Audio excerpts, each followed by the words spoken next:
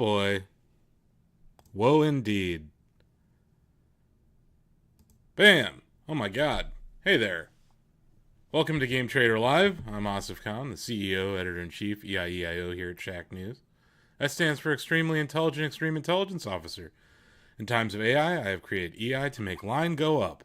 We're going to be talking about line, and if it's going up, or if it went down, or what it did today. So I'm going to get into the charts. It's the end of the quarter.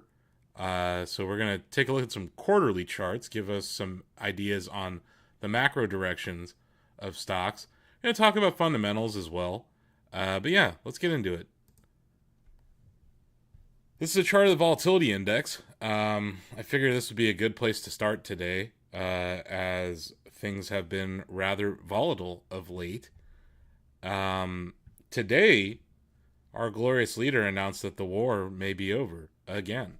So if we're talking about the strat, which is the technical analysis strategy that I have been trained in from my mentor, the late Rob Smith, we had an inside day on the volatility index and down. So yes, Friday, the VIX went from a low of 27.54 to a high of 31.65.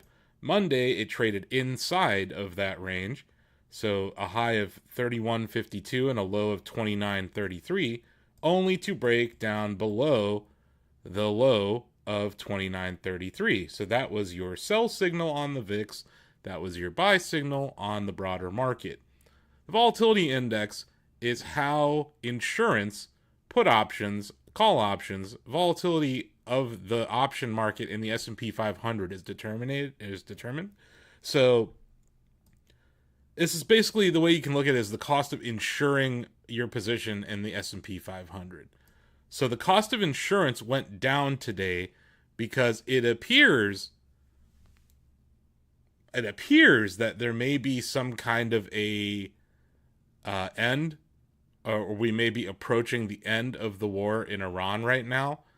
The market has had several rallies based on this rumor and news in the past, so I wouldn't get too excited about this fact.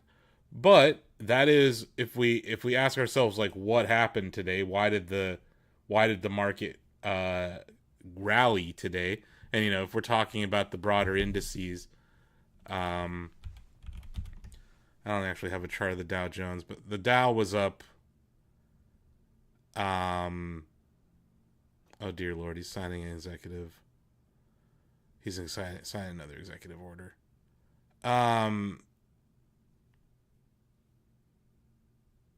Limiting mail-in. Oh, great. That's great. Yeah, sorry. The Dow Jones was up today. I don't know. Who cares about the Dow?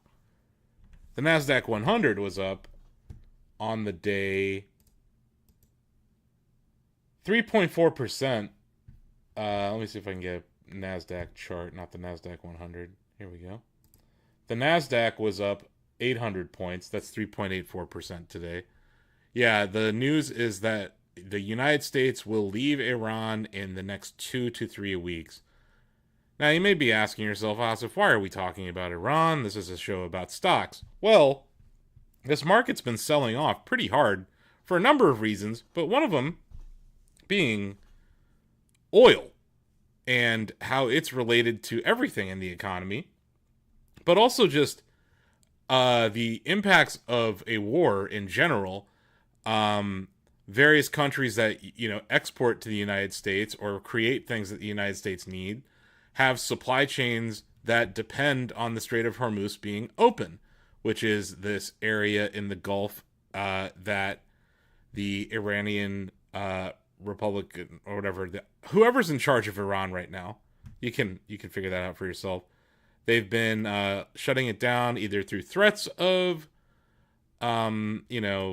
mines in the water, actually attacking ships, all sorts of stuff. It's made shipping through there very difficult. So that's impacted the price of oil. That's impacted the price of liquid natural gas. It's also impacted the price of helium. And helium is something that is used in semiconductor manufacturing. And if you look at the semiconductor index, it's down quite a bit here in the last 5 weeks. It peaked right before the war in Iran began at around four. This is the SMH ETF. It peaked at 427 and 94 cents, and it bottomed earlier this week at 359 and 86 cents. So you're talking about over a 10% drawdown in the whole semiconductor index. And you've had other stocks in the SMH that have had really brutal sell-offs even in the past few weeks. Micron hit a high of 471 and 34 cents. It's down earlier this week. It was down to 311 and 49 cents. That's over like a 30% drawdown in 3 weeks. They had blowout numbers. So we're going to get to the quarterly charts here in a second, but I just wanted to draw attention to specifically the semiconductor industry and why I think it's something to pay closer attention to. You have an outside month in Micron to the downside. So this is interesting. You had an inside month, outside month. That sets up for an interesting beginning of the next quarter, although that is a very wide range that it traded in the month of March. So for those keeping track at home, why I'm going to talk about Micron is one of the largest RAM makers in the United States. It is the largest RAM maker in the United States. I think it's top 3 RAM makers in the world. So we're talking about one of the major constraints for semiconductor production right now, or not semiconductor production, but in these data center production right now is RAM. It's also a problem with the GPU industry, the AI GPU industry. These things use a lot of memory. It's an issue now that you're seeing flow through to computer makers, and that in turn is affecting suppliers of computer makers. RAM prices are out of control. They seem to have at least slowed down their increases in recent weeks. I'm not so certain it's over. I've been doing a lot of work on this. I'll get to it in a second. But yeah, I do want to look at the Micron chart specifically. So you had an inside month in February with a range of a low of 363 and 90 cents and a high of 442 and 43 cents. This month, it blew out both ends of that. So you have an outside month. It took out the downside, it took out the upside first, and then it took out the downside. I do think it's interesting to point out, though, that we're talking about a stock that had very solid earnings results. And I think it's interesting when a company reports blowout earnings and the stock still goes lower. I find that very interesting because it's kind of counterintuitive. Why would a stock like Micron that beat on earnings and beat on revenue, why would the stock go down so hard? I think it's kind of interesting. So it's important to note that they reported, this is for their fiscal year is weird. So their fourth calendar quarter of 2025 is their second quarter of their fiscal 2026. I can't explain fiscal years. They're stupid. But they beat expectations handily.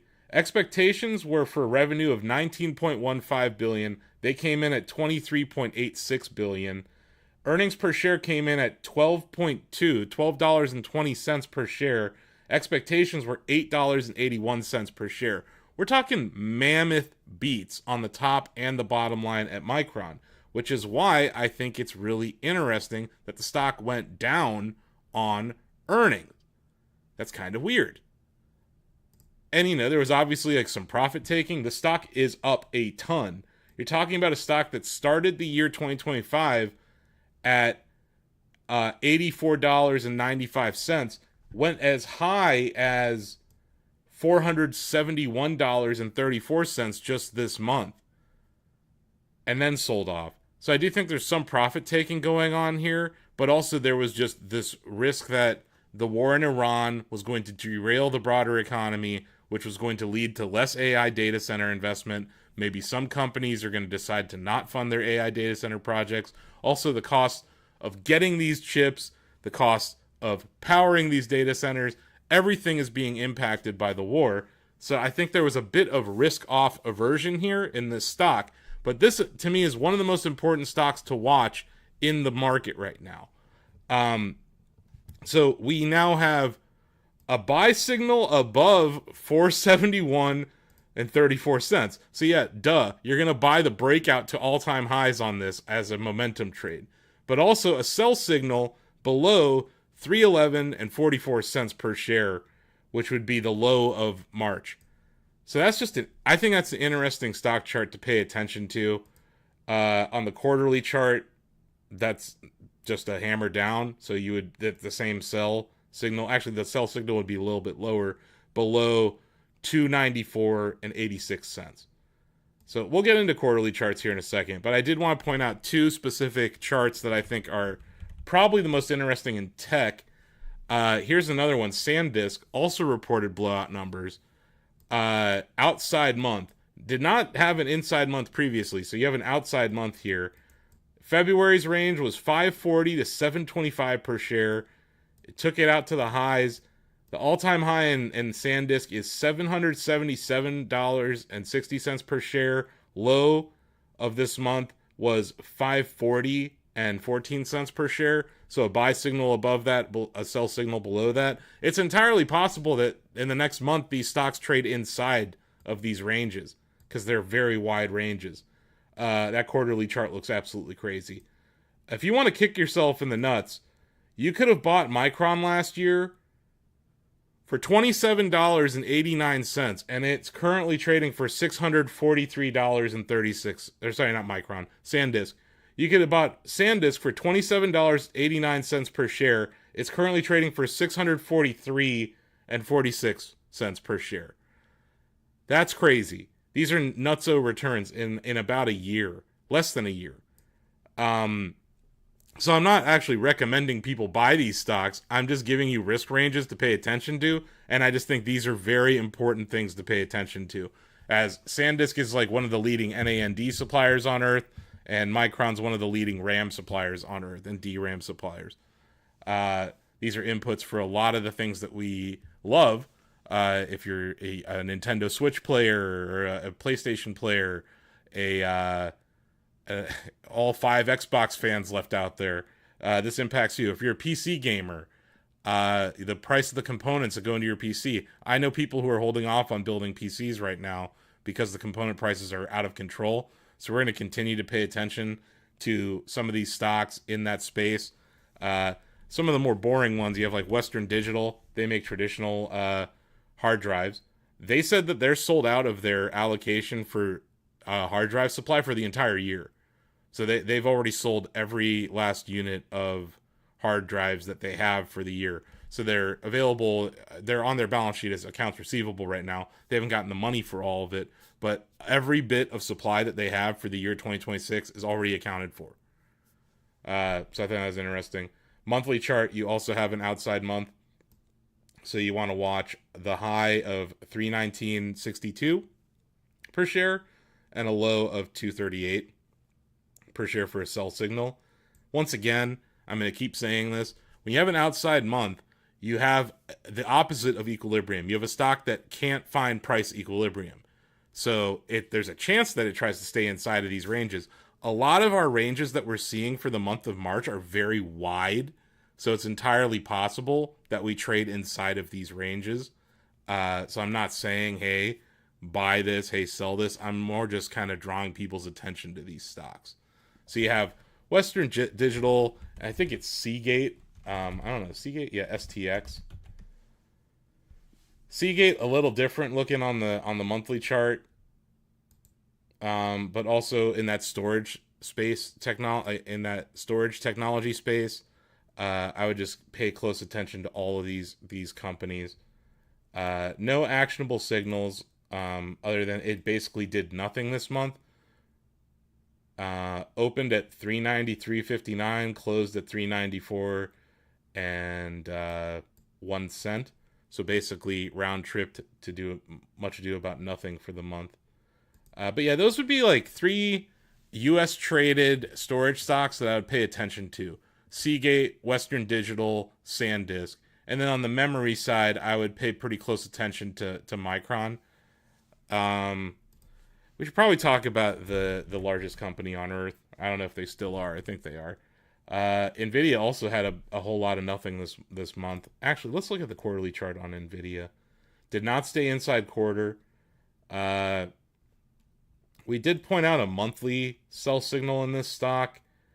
Um, it did play out just a little bit. Uh, so you had an inside month in at the end of the year. It reversed back into that range to start January. It did break below that. The low of January was 177.61. It did break below that, hit a low of 171.03, and then continued that the next month, hit a low of 164.27. So we are seeing weakness in Nvidia. And the question I have, and this is kind of a larger question about the broader stock market, but specifically these very large companies, is at a valuation that these massive mega caps are trading at. In the case of Nvidia, we're talking about a $4.2 trillion company. When you're talking about a $4.2 trillion company, at one point it was a $5 trillion company. Who is the greater fool? Like, who's going to be the person to buy this up here? And I think that's what we're seeing in a lot of these stocks, is that it's hard to say who like was not buying Nvidia down here at 25 or at 100 even, and is buying it up here in the 120 and 170s 800, 200 range. Same thing in SanDisk, right? Like, if you weren't buying SanDisk a year ago at 80 or 50, are you buying it here at 640? I'm not. Maybe I'm wrong. I might be wrong, but I'm not. So Nvidia had a rev strat to the downside. It kind of happened in February, and then you saw a little bit of continuation. So you did have what's interesting is you had a delayed rev strat. You had a rev strat in January, followed by an outside month in February, and then a slight break below that in March.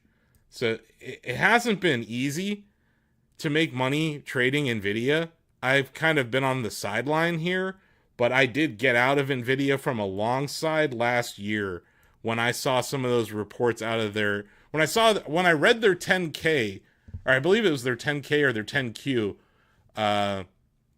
it must have been their 10Q, where they disclosed, it was their third quarter results, where they disclosed that basically their $100 billion opportunity to invest in OpenAI probably wouldn't happen. And it did, but they ended up investing a whole lot less than they originally intimated that they were going to. So we reported that on Shack News. Let me see if I can find that story.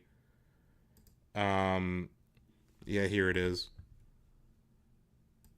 So Jensen Huang, known leather jacket enthusiast, went on the record to say Nvidia's investments in OpenAI and Anthropic might be the last. So they confirmed a $30 billion investment in OpenAI, which is about $70 billion less than the $100 billion that was in the press release last year. And the stock rallied on that news back last year because we talked about in one of the AI bubble episodes I've done, where it was a circular financing where they were going to invest $100 billion in OpenAI. OpenAI was going to take that money and buy GPUs with it. So, Jensen Huang's still saying that they expect to sell $500 billion worth of AI GPUs this year, which might be true, but if one of your biggest clients, who you're also investing in, has 70 billion less than they thought they were going to, I do wonder, are we starting to see the cracks in this AI data center story? And I think this is one of those things that we can point to. It was rumored to be 100 billion. It ended up being 30 billion. They also invested. Let me get this guy the hell out of here. Sorry. Oh wait, I just modded a spammer by accident. There we go. I'm a pro streamer. For a hot second, I granted mod privileges to a spammer. but then I turned it around and banned them. Such is life. But yeah, I think they also mentioned they made a $10 billion investment in Anthropic. That would likely be their last. Now, people are talking about that, like, both OpenAI and Anthropic are probably going to be seeking IPOs here in the near future. OpenAI just closed like I think it was $170 billion round of financing. Microsoft is now suing OpenAI because they don't like that Amazon is investing in this round. Things are getting weird. Speaking of Microsoft, let's look at that chart. Because that's another one of those where I'm like, who is the incremental buyer of this stock? Microsoft's having an awful year. Awful, no good year. Stock peaked all the way back in July at $5.55.45 per share. Tried to hit a new high in October, did not. Currently trading for $3.72 and 25 cents per share. Down a lot. We're talking on the year, still inside year, but down 22.98%. Microsoft in a bear market right now. Still trading inside last year's range, though, important to note. Awful looking quarterly chart. Awful looking monthly chart. It didn't even stay inside week. I guess the nicest thing I can say is it had an outside day to the upside today. But yeah, Microsoft. One of the worst looking charts in all of tech right now. Basically round tripped all of last year's gains. So if you're a Microsoft shareholder, you are in a bit of pain right now. And I don't know when things are going to improve. Windows 11 is kind of a big pile of poop. Copilot is probably the fourth most popular AI chatbot. I don't know, maybe fifth. And Xbox is floundering. I don't know. Not a fan of Microsoft here. But, maybe at some point it'll get cheap. But I don't think that day is today. We'll take a look at its PE ratio real quick. But yeah, Microsoft kind of in a world of hurt. Let's see.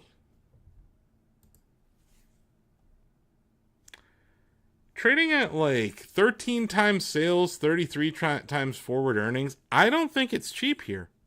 I don't. It's still not cheap. It could drop another 50% before I would want to buy it. And I know that sounds like super bearish or whatever, but like I just don't see it. I'm not I think that there will be winners and losers in this whole AI hyperscaling war that we're in. And the thing, I was talking to I have this broker. I was talking to my broker about this, and like they do all this research. And like we had someone come in and they were telling us about how this is a multi-year cycle and AI data spend, and all these stocks are going to go higher. And I'm like, yeah, but you went from wildly profitable, cash creating tech companies to now like insane amounts of capital expenditures and a lot of balance sheet risk, where they're buying these assets that depreciate. And at some point, they're going to start taking write-downs on these assets, especially in a world where these GPUs are becoming so much better every year. The depreciation schedules for these GPUs and these data centers in turn are going to be like 3 years. So it's like you're spending $100 billion, $200 billion. The industry is spending like $650 billion on AI data center spend. Those write-downs are going to start to hit this year, next year, probably 2 more years out, where it's going to go from being a earnings tailwind or a bullish revenue story to now, oh crap, we have to take write-downs on this stuff. And it's like you have turned the entire tech industry into a balance sheet risk. Not the entire tech industry, but the hyperscalers specifically. Amazon, Google, Microsoft, who else is building data centers like crazy? Those are like the three. Oracle is not building them anymore. That story came out where they're not actually building them. Now they're just going to lease them. And And then, yeah, forget the publicly traded companies, but OpenAI and Anthropic also building data centers, right? So all of these companies are taking on immense amounts of balance sheet risk. Apple is building data centers. The thing about Apple's a little weird with all of this. Apple is building data centers. Apple has committed to investing in the United States. Apple's just not investing as much in training of its own large language model, right? So Apple is instead letting Google handle a lot of that. They announced that partnership with Google where they're going to basically Siri is going to be built on top of Google's Gemini tech stack. So a lot of the training, a lot of the inference, maybe we'll have to wait and see WWDC in June, but like Google is kind of taking on a bunch of risk because what I think's interesting about Google though specifically is I still think they're the winner in all of this because we look at Google's chart. Their stock's down. Everyone's stock is down. They had an outside month to the downside. What I think's really interesting about Google specifically, they have YouTube. They have Street View with Google Maps. They have DeepMind. And they have search, right? They have Gmail. They have all these different avenues where their users have already agreed to have the data trained on, right? And they own that data set. So Google has this massive database that they're now monetizing through AI. You're seeing it with Google Image or whatever they call it, Google Drive with Nano Banana, the image generator, or their I think it's called Veo, their video generator. Like we have given them. I'm actively giving Google content that they can then turn into video content, right? Like. So I think Google's interesting in that they own a lot of the data that they are training it on. That's different than OpenAI. That's different than Claude or Anthropic. That's different than Microsoft in a lot of ways. So I do think that's one interesting part of Google. The other interesting part of Google is that they're making their own TPUs. They're making their own training processors, and they're building their own data centers with it. So they're like the most vertically integrated AI company, I would say, out of all of them combined.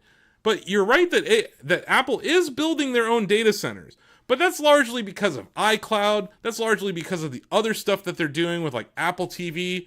And also because Tim Cook is attending Melania premieres at the White House and shit. So he has to say he's doing stuff. They're making glass in America now. So like you are seeing Apple invest in America. But when it comes to the AI space, I don't think they're taking nearly as much balance sheet risk as the other companies. Google's taking a lot of risk, but they're doing it in a way that I think is a little bit more intelligent. But what we're seeing here is the companies with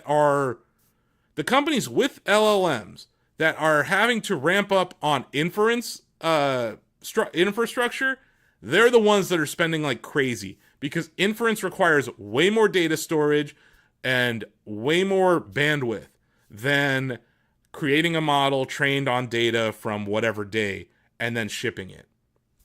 So it's really an interesting thing where I think we're seeing this endpoint.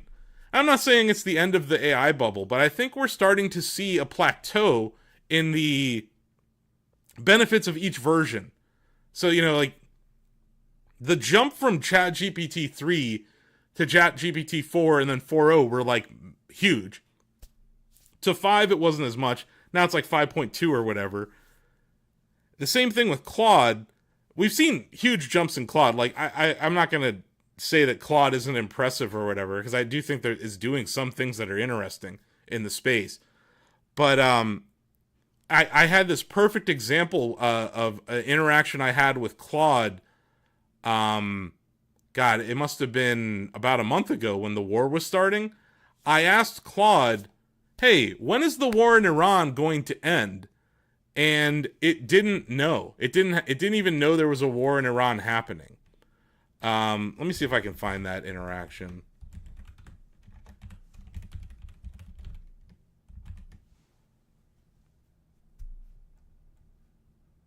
Of course, I tweeted it, so it means I won't be able to find it because Twitter search is completely busted.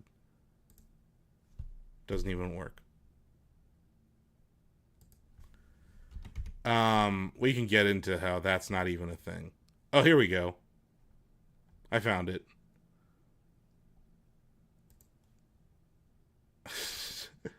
So yeah, let me just give me 1 second here. And yeah, Google building Siri, rebuilding Siri is kind of hilarious.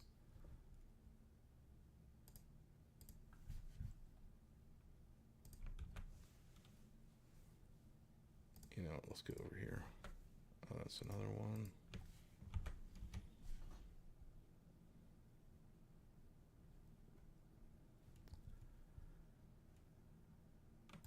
So yeah, I said, don't worry, folks. Based on Claude's August 2025 knowledge cutoff, there's no war in Iran. Phew. I said, Claude, when will the war in Iran end? And Claude said, there is no war currently taking place in Iran. As of my knowledge cutoff in August 2025, Iran has not been involved in a domestic war or a direct military conflict on its own soil, though it has been involved in regional tensions and proxy conflicts in the Middle East, right?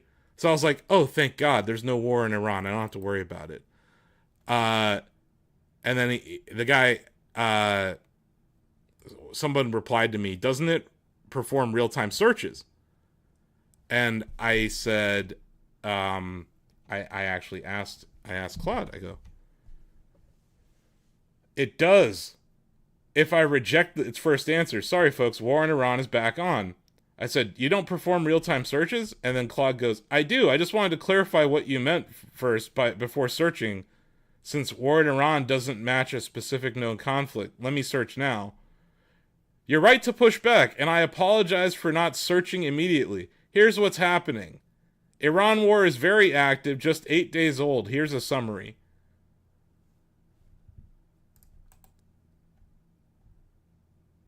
And then I think I even did another. I think I did another thing where it was like, I asked it. I think I asked it like something like, "Don't you realize that you saying this makes me trust you less?" It was just interesting because I think what's going on there is kind of my point about inference.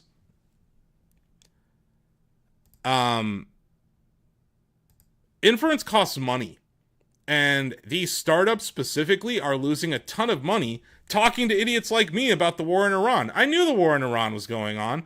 I just wanted to see how that chatbot was handling it. And you saw, by default, it tries to use its knowledge base because it's much cheaper to use its knowledge base than for it to go out on the internet and search and then figure out that information and then spit it out at me.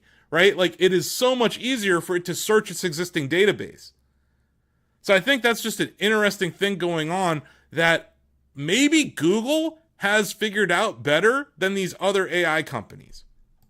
I'm not sure, but it seems like Google, because it has this history of being a search engine, might be better at inference. We'll have to wait and see, right? But I do think that Google is an interesting company in this space. I don't own it here, but I have been like, I feel like an idiot. I should have bought it last year during the whole the tariff fears. I think it would have been a good buy there. But I think that this entire AI bubble is very inflated right now. There are going to be winners and losers. There will be more losers than there are winners in this space. Speaking of losers, this is one where I'm like, oh, flashing red flags, guys. Have you heard of Supermicro? Did you guys hear about Supermicro at all? Little company committing fraud.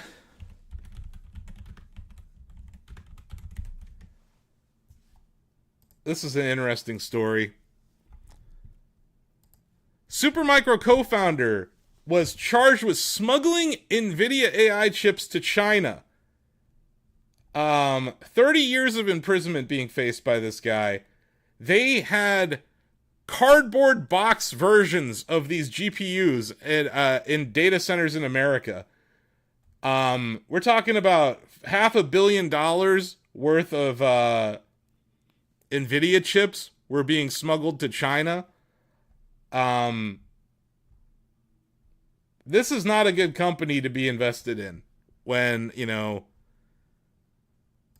their co-founder and a sales executive and a general manager and a contractor, they're all out there committing fraud. So you had a stock that was once valued at 122.9 per share, trade as low as 1948 per share. This is one of those companies that it was up 8% today. So like, whatever, Asif's wrong. It was up today. Obviously, Glorious Leader's announcement had something to do with that. But we're talking about a company here. I want to get my stats right. It's valued at $30 billion. It's 20 times forward earnings, 1.5 times sales, price to book ratio of 5. I'm trying to find their proper.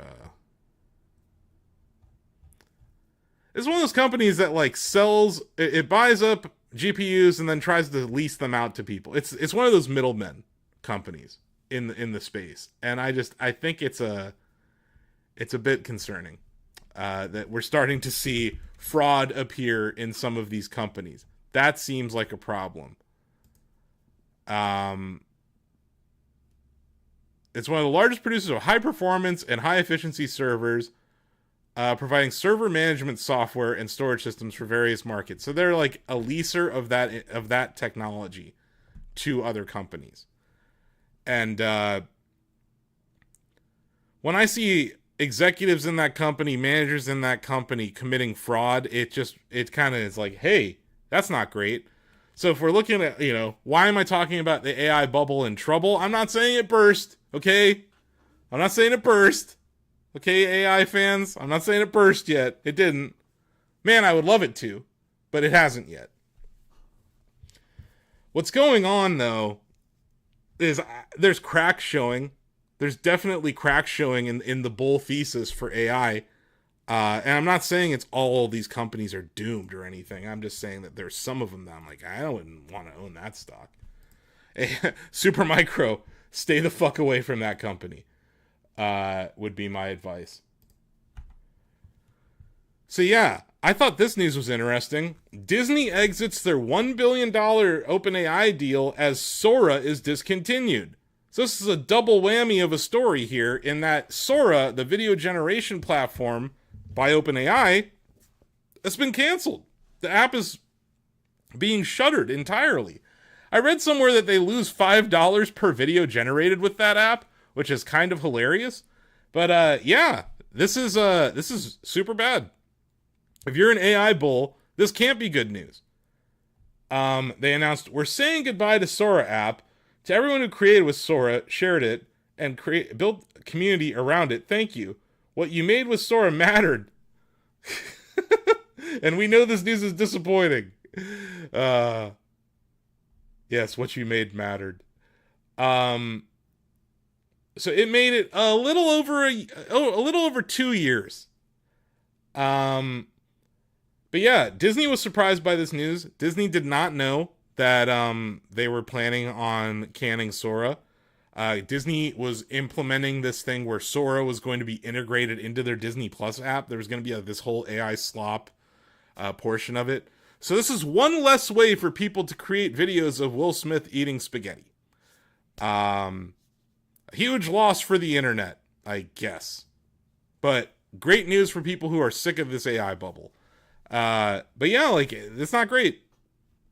And it really highlights what I was talking about earlier with Google, that some of these companies don't own the rights to the things that they're training on. And I can just tell you from a Shack News perspective, like on our website, we have a AI.txt and we have a robots.txt, which tells scrapers how to behave on our website. And Anthropic straight up doesn't listen to us at all. They've been scraping us for months.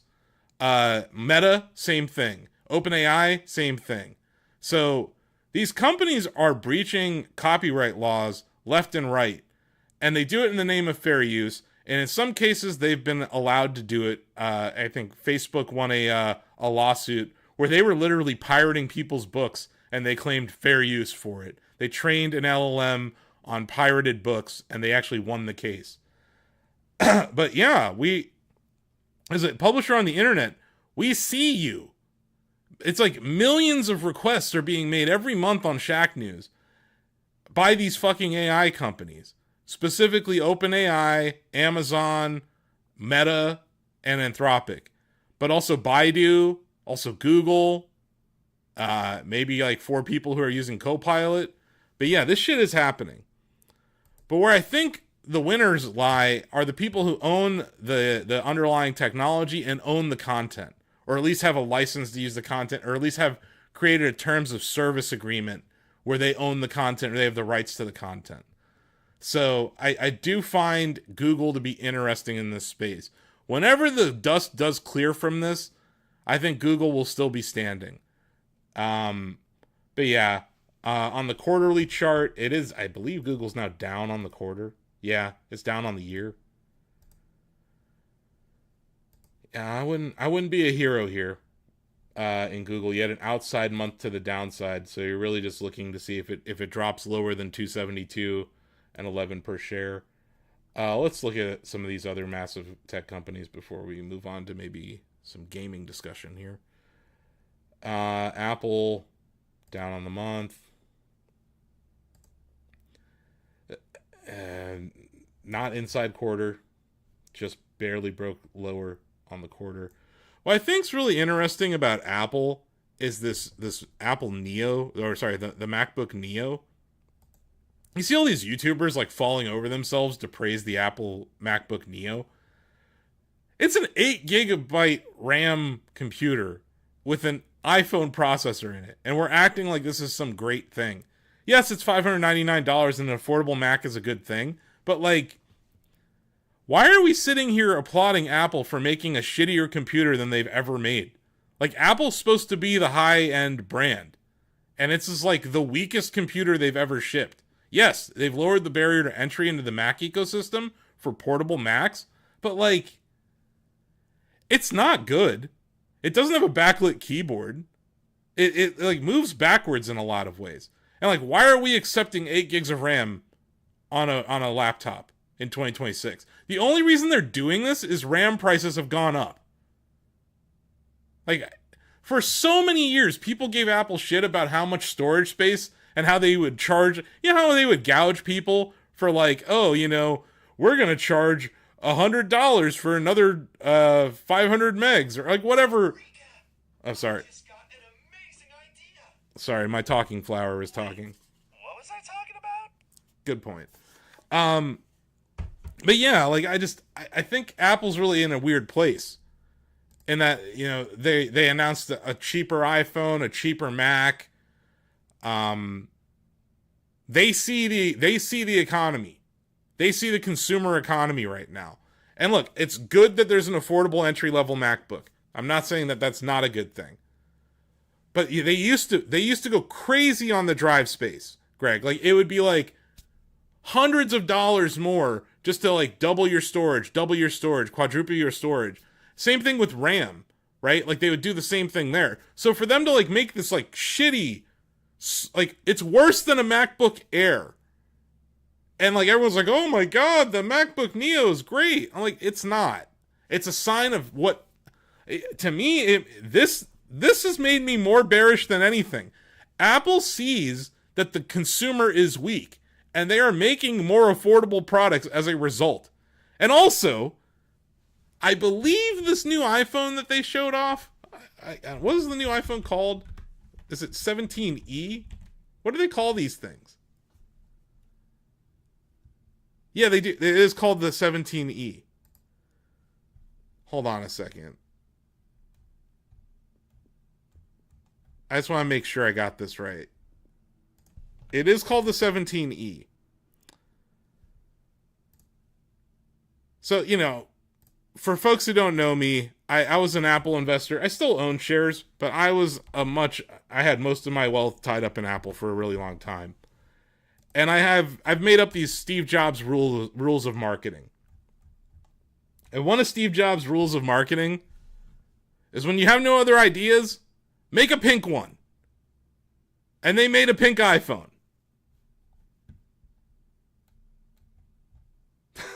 Like, the 17E is pink. And we're talking about 256 gigabytes of storage. Like, this is not the high end, but they made a pink one. They made a pink one, Greg. And yeah, it's the most affordable mainline. There it is. In all of its greatness. You can get a pink iPhone. But yeah, $599. It's not a coincidence that the iPhone 17e and the MacBook Neo are both priced at $599. Like, that's not a coincidence. Apple has figured out $599 is the high end of what people are going to do on a discretionary tech purchase this year, which is a lot lower than the $1,000 that people would spend on their phones. Decent phones are over $1,000, Greg. You're right. Some of these phones, you talk about the bendy phones that Samsung's making, those are like $1,100 to $2,000. I think the trifold was like almost $3,000, and they just discontinued that. But like, yeah, Apple releasing two products that both cost $599. That's not bullish. That's not bullish. I'm sorry. It's not. That's a sign of something. They have a window into how the consumer is doing right now, and the American consumer, but I would argue the broader global consumer, is not doing well. They're not. Oh yeah, they have all sorts of financing for their phones, but $599 on two flagship products. Not great. I upgrade my phone every other year. I'm an every other year person. And I really only do it now when my battery starts to become a problem. Yeah, and obviously I have money, so it's not going to be like, I'm not like as price sensitive to stuff, but for me it's just when the battery performance gets so bad, that's like when I usually break and I'm like, fine, I'll buy your new phone. But this last update, I really hated. The liquid glass, they've really moved backwards from it. The person who was in charge of the design of it has already left the company. I think Apple's got a lot of problems. I do think Apple is benefiting from just how terrible Windows 11 is. You are seeing people switching to the Mac. Tim Cook announced on Twitter that Mac had like its best launch week of adoption ever. Because, you know, it is the most affordable entry into the Mac. But I just think it's interesting that, like, no, they're never going to do that, Greg. Because they're never going to, like, Greg's like, yeah, they need to chill and maybe do a new phone every 2 years. They're not going to do that because there's always someone who's going to buy the new phone because not everyone bought it on the same track, you know, so it's going to be staggered. Some years, one person's going to buy it. Some years, the other person's going to buy it. Like, me and my brother are kind of like that, where he gets the phone one year and I get it the next year kind of thing. So, like, they're going to have a new phone every year. They are. It's like having a new Call of Duty every year. Like, someone's going to buy your stupid COD. Or everyone's, you know, Madden. Like, iPhone is like the Madden of consumer electronics now. Like, someone's going to buy it every year, Greg. So they're going to have something. And some years, they don't really do a whole lot. Some years, all they do is switch the camera sensor in it. Other years, they, like, vastly change the form factor. Well, oh, you say that it didn't work out great for Madden. Greg, Madden's one of the top 5 selling games every year. So it's like, I'm not saying it's a high quality product. I'm saying it sells well. So I think Apple's still going to figure out a way, how do we sell our products to someone every year? How are we going to iterate this? And they're doing this in a way now where the flagship products are being announced in September. No. You're saying that COD being released every year? No, that's not what happened, Greg. No. Greg is saying that being released every year is what hurt COD. No. What hurt COD was being part of Game Pass. Game Pass killed COD. Being put into Game Pass slaughtered the sales of COD. So you had a game that was costing people $60 a year, and now it's part of Game Pass. You turned COD into a subscription service, and you kneecapped its revenue. Duh! That's what happened, and that's Microsoft's fault. COD had its own problems. The yearly releases, not every single one were good, but they were still showing up in the top 5, top 10 sales every year. It was Game Pass that kneecapped Call of Duty. Way more than the yearly releases. Because go look at Madden. Go look at NBA 2K. Those are still yearly releases, and yes, they're sports related, but they're like, ball and gun games, right? Go look at Battlefield. Battlefield 6 versus COD last year. What's the difference? Game Pass. Surprise, surprise. Microsoft kills another beautiful thing. And not that COD was beautiful. I know, it's like fucking... We have breaking news. Call of Duty murdered by Microsoft in cold blood. But yeah, like we've seen this a billion times from Microsoft. They acquire a company and they fucking strangle it to death. Skype, Nokia, LinkedIn soon. It's happened a billion times. Hotmail. I'll never forgive them for Hotmail. But yeah, like, no. Microsoft stock, though. Woof. That's not a good looking chart. But yeah, I guess my point is, like, Apple is the Madden. Apple is like the Madden of... This is the Microsoft stock chart. I was talking about it earlier.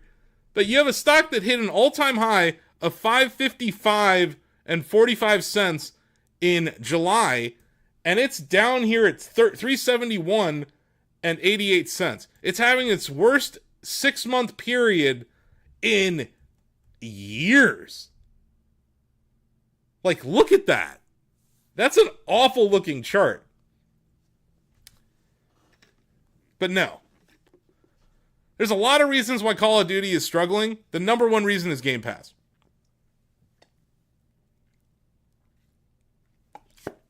And I think you're going to see a shift in Microsoft away from Game Pass.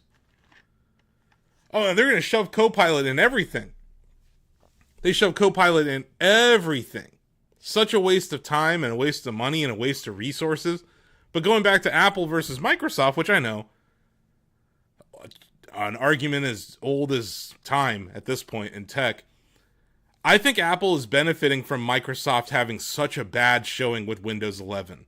And then Apple's like, well, we can take some of this market share in the PC space if we release an affordable computer.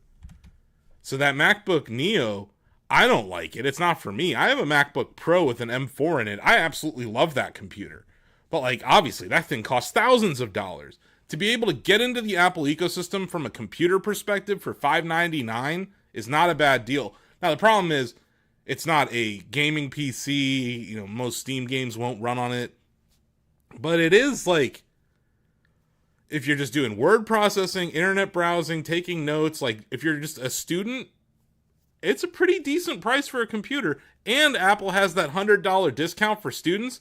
So you can actually buy that thing for $499 if you're in college. So it's not that bad at all. I think that they're being... But I just think that the fact that these products exist in this moment is a signal from Apple that they see the consumer weakening. Which goes back to like what I was teasing in my promotional video for this show.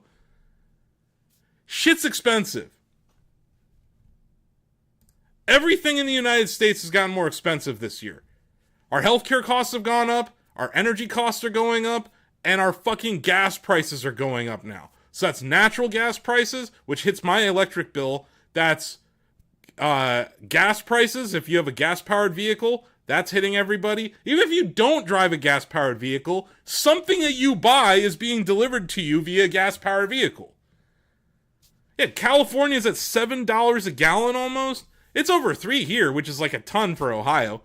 I don't know. I have an EV, obviously, but like, it's still a problem. The cost of living is in the United States and in the world is a huge problem that's going to impact consumption. And companies like Apple and Microsoft and all these consumer electronics companies are going to get hit by this. You're seeing it in the fast food industry. I have to bring up my favorite. Now that Denny's went private, I have to. This is my new company that I'm staring at the chart of.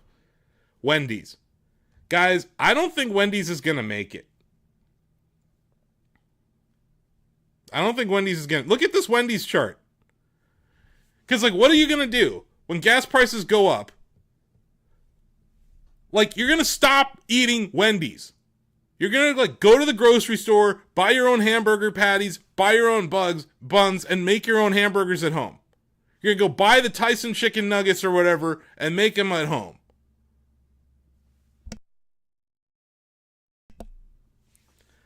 And also, Wendy's is not doing well. Just the price of their products, everything's going up in price. It's not enough to, the Frosties aren't enough to draw you in there. Now, I'll say this. Look. That spicy chicken sandwich is still mighty fine. I still fuck with the spicy chicken sandwich. But, Oh, it's 7 p.m.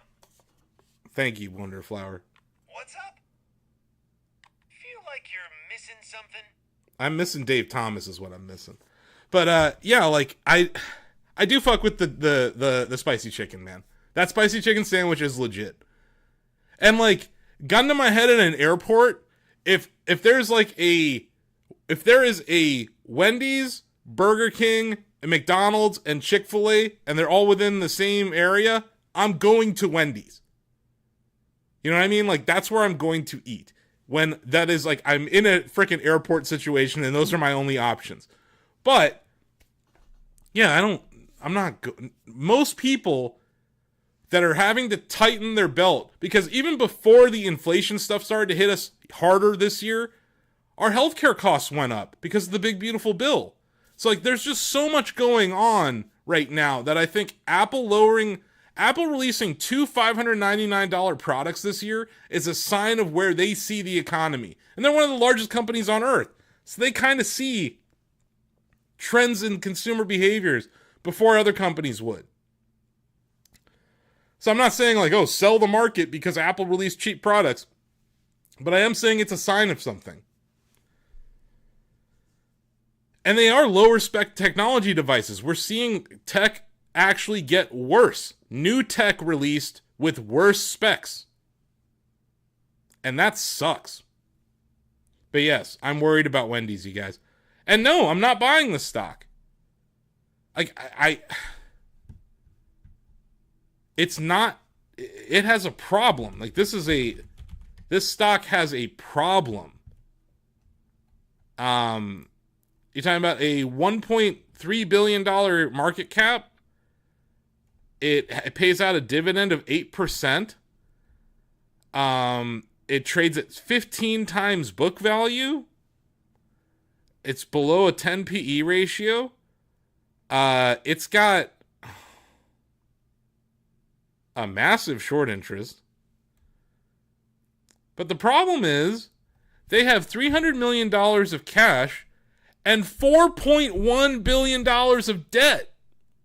This is a private equity deal, leveraged buyout, that then they did an IPO with it. So, it's going to go bankrupt. It's going to go bankrupt. It's going to. It's just a matter of time. Because, and then that dividend, right? Oh, 8% dividend, that's a great yield. They're paying out 80 cents of each dollar they earn. They're paying out in dividends.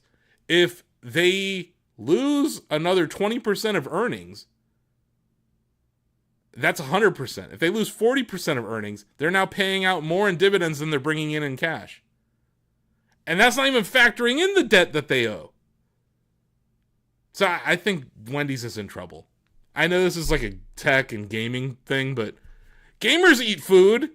Everyone eats food. And this is, a great American company that has fallen under hard times. And I love their founder. I think Dave Thomas is one of my favorite CEOs of all time. And I think he would never have let this happen to the company. It's sad.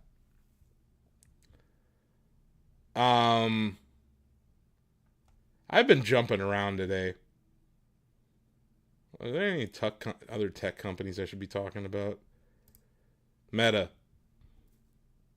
Okay.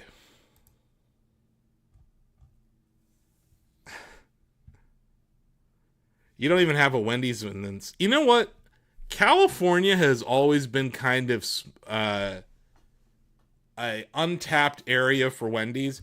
I think with the In-N-Out fervor that you folks have, there's a lot of In-N-Outs. You guys also have a lot of Carl's Jr.'s there. That I think it's a tougher market for Wendy's to penetrate. I remember like when I lived in Redondo Beach, Greg, the closest Wendy's was in Torrance, and I think there was another one in Artesia, but there was like not one in Redondo Beach. Um, but hell, the closest In-N-Out was in Inglewood. It's just expensive. California real estate's expensive, but usually like inland in California, you see more Wendy's.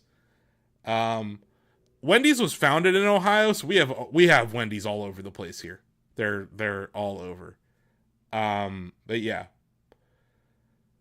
Meta. You know what I don't talk about when I talk about the AI race? I don't talk about Meta. This company is dead last, and they're spending like drunken salesmen or drunken sailors, drunken salesmen too. Um, Mark Zuckerberg is hell bent on just spending all the money.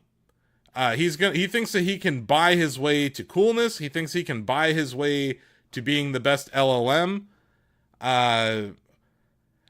If Google or whatever, sorry, if Meta just stopped being everything it isn't and just focused on itself, they'd probably be a good company. Because they make a lot of money off of ad revenue on Facebook and on Instagram. You could argue that the best value for advertising on the internet right now is Instagram. Probably the highest conversion rate for ads on the internet.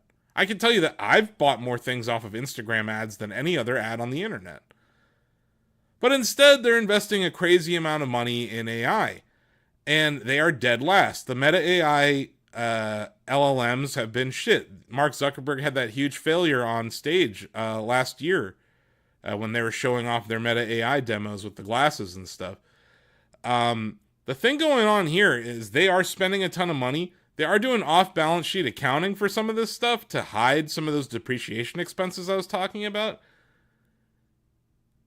If I were to short any tech company in the future, it would be Meta. We haven't seen that moment yet. And then, yeah, I think it was earlier this month, what was that, sorry, let me see if I can find that story. There was a court case that was decided against them. I think we wrote about it at Shack News. Shack News Meta lawsuit. Yeah, they got ordered to pay $375 million after losing a child exploitation lawsuit in New Mexico. That a ruling that Meta failed to protect kids from predators on Instagram and Facebook. This is a problem. I think that there's a few other cases going on with YouTube and Google, their parent company, and Meta and other social media companies about protecting their users. And I think Meta is one of the most negligent when it comes to this. And that's not a huge amount of money, honestly. Like they make billions of dollars. This is like a speeding ticket for them. But I do think it sets a precedent. If that's just New Mexico doing that, Greg, like there's more stuff that can come down the pipe. So I do think that's another reason to be bearish of Meta. I have this broadening formation chart up here, but it's sold off a lot. Meta is down on the quarter, it's down on the year, still trading inside year. It's down 13% on the year. You know, it is interesting. I think accountability in this economy, I think it really, it boils down to what the judge is like in the various states, Greg. So this judge seems to not have been bought by big tech yet. Different states are going to have different levels of accountability when it comes to this, different governments. I think we've seen the European Union the European Union has been holding big tech to higher standards than the United States government has been. So I think this is just an extension of that. But oddly enough, New Mexico of all places. I think it's good though. These tech companies should be held accountable, and people should be able to feel safe somewhere. Let's see. Are there any other big tech companies I want to look at before I move on? I know why people watch this show. ARM. This is interesting. ARM is up on the year. ARM Holdings with an outside month to the upside above 134.25 ARM Holdings announced that they're making their own CPU. Pretty crazy. They normally had just licensed their tech out. So this is a big deal. They're going to be competing with NVIDIA, competing with AMD, and competing with Intel for the first time ever in the data center space first. But yeah, ARM is the technology inside of those A-series and M-series chips at Apple. It's inside of the Qualcomm Snapdragon chips. It's inside of the Tegra chips made by NVIDIA. Some Google chips. I think the Tensor chip at Google inside of the Google Pixel phones, powered by ARM. So this is a big deal. ARM getting into this space is a big deal, and the stock reacted accordingly. That's definitely one to pay attention to. Taiwan Semi down on the month, still up on the year, I think. Yep. All roads lead to Taiwan Semiconductor.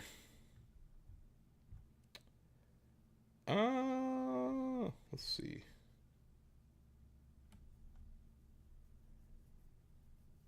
Any other tech companies you guys want me to look at before we move on?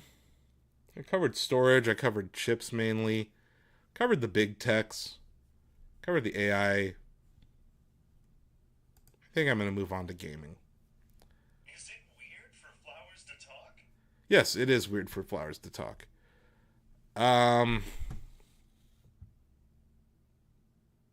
You guys just want me to talk about Nintendo. You're like, Dance Monkey, tell me about my Nintendo stock. Right? Isn't that where we're at? Is that the part of the show we're at? Do the Nintendo dance. Tell me about why it's not the worst stock. Okay, here we go. Nintendo is down on the year. Nintendo is down 16% on the year. It's down even more than that. It's down 40% from its all-time high that was made last year. So I was talking about how bad the Microsoft chart looks. And Nintendo stock doesn't look a whole lot better. I wish we had like the flashback feature where I could be like, hey, remember on this episode when I said that we were probably at the top of the range? Well, when I said that in August of last year, we were at the top of the range. And it sold off hard. Here we go. So this was August of last year. Nintendo hit an all-time high of $24.92 per share. It proceeded to go inside month, tried to do a rev strat, failed to the downside, and then puked and puked and puked. Oddly enough, up on the month. Up on the month of March. Just barely. I was wrong, though. It did not bottom in February. Last episode, I was like, maybe it's bottoming. It did not. I believe I was pointing out an outside week at the time. I was like, hey, maybe this is it. And it was not. Oddly enough, it bottomed the week after at 13.05. So where do I think things are going? Obviously, I've owned this stock and I've been buying this stock. So I must think it's going higher, right? I do. Now, do I think it's going higher tomorrow? Maybe. I think it can go lower still. I have these two lower trend lines here. I call this uptrend the Nintendo Switch uptrend. It began when the Nintendo Switch was announced and then released. And this upper end of the band has kind of provided a bouncing area every single time the stock has sold off. So you can look at it throughout history. Nintendo hits this uptrend, sells off back down to this down uptrend. So it's a broadening formation. It's a series of higher highs and higher lows. So, do I think we're about to make a higher low, or maybe we already have? Possibly.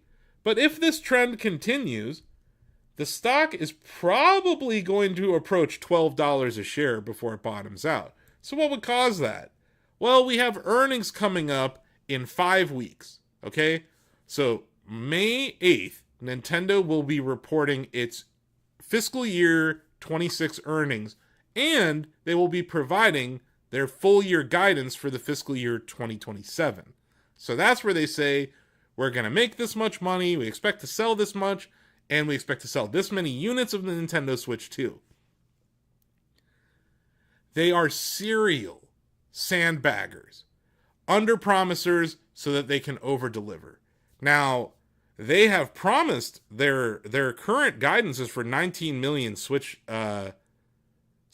Oh, hey Triton, sorry, I just saw you on there on YouTube. Shout out, or Tristan. But yeah, Nintendo expects to sell 19 million units in the first however many months, June 5th to March 31st of this year.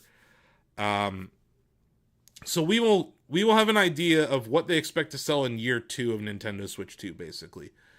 We will also know what they expect the impacts of the RAM price increases will be, the NAND price increases will be, the demand situation I was talking about with Apple.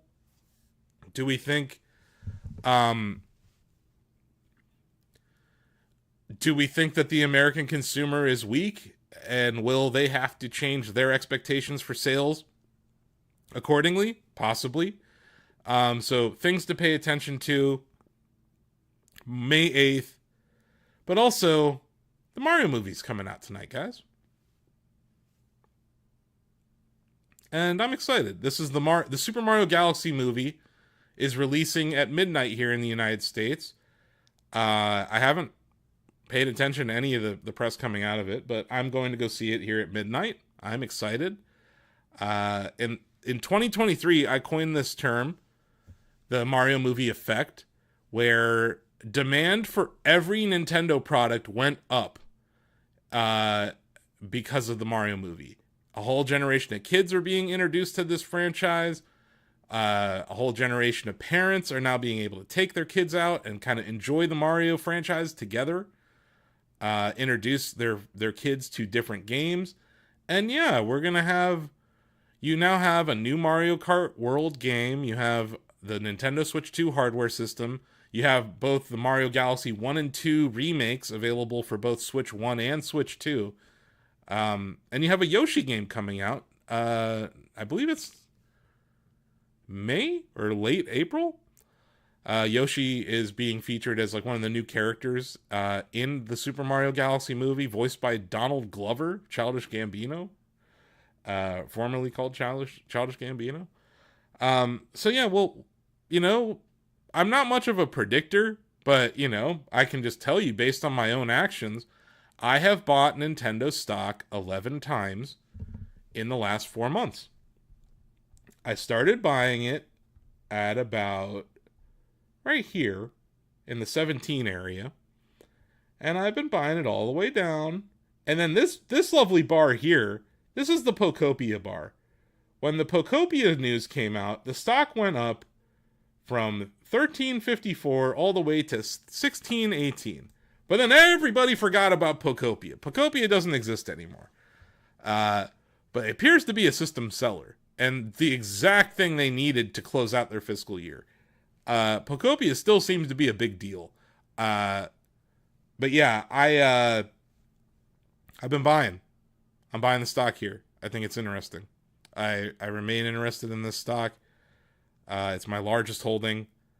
I even, just anecdotally, I sold my TKO stock to buy more Nintendo stock. I liquidated my TKO a little bit lower than here. It was around like $193 a share. I bought it at $143. I just took my gains. I think TKO has problems that are WWE WrestleMania related, with the sales of those tickets struggling, the quality of the brand struggling. So yeah, I've been buying Nintendo stock pretty aggressively. On the technical side, there is no reason to own the stock. It's down on the year, couldn't even stay inside of last year's range. It's down on the quarter. It's up on the month. Barely, but it's up on the month. Up on the week. And it's up on the day. No, actually down on the day. But it appears that the precipitous fall of the stock has stopped. Do I think it can go lower? Yes. Getting back to what I was saying about the guidance. In May, if Nintendo sandbags us, the stock will probably go lower. Again. And that might be an opportunity to buy it. But my whole thing... Do you think that do you think Nintendo is worse off now than before the Switch 2 launched?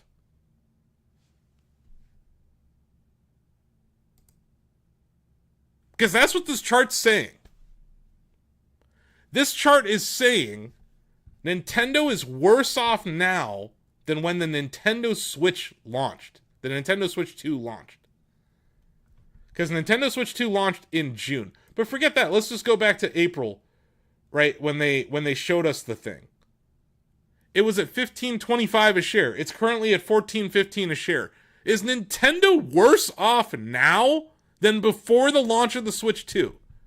Now, mind you, the Nintendo Switch 2 is the fastest selling console launch of all time. And the stock is down.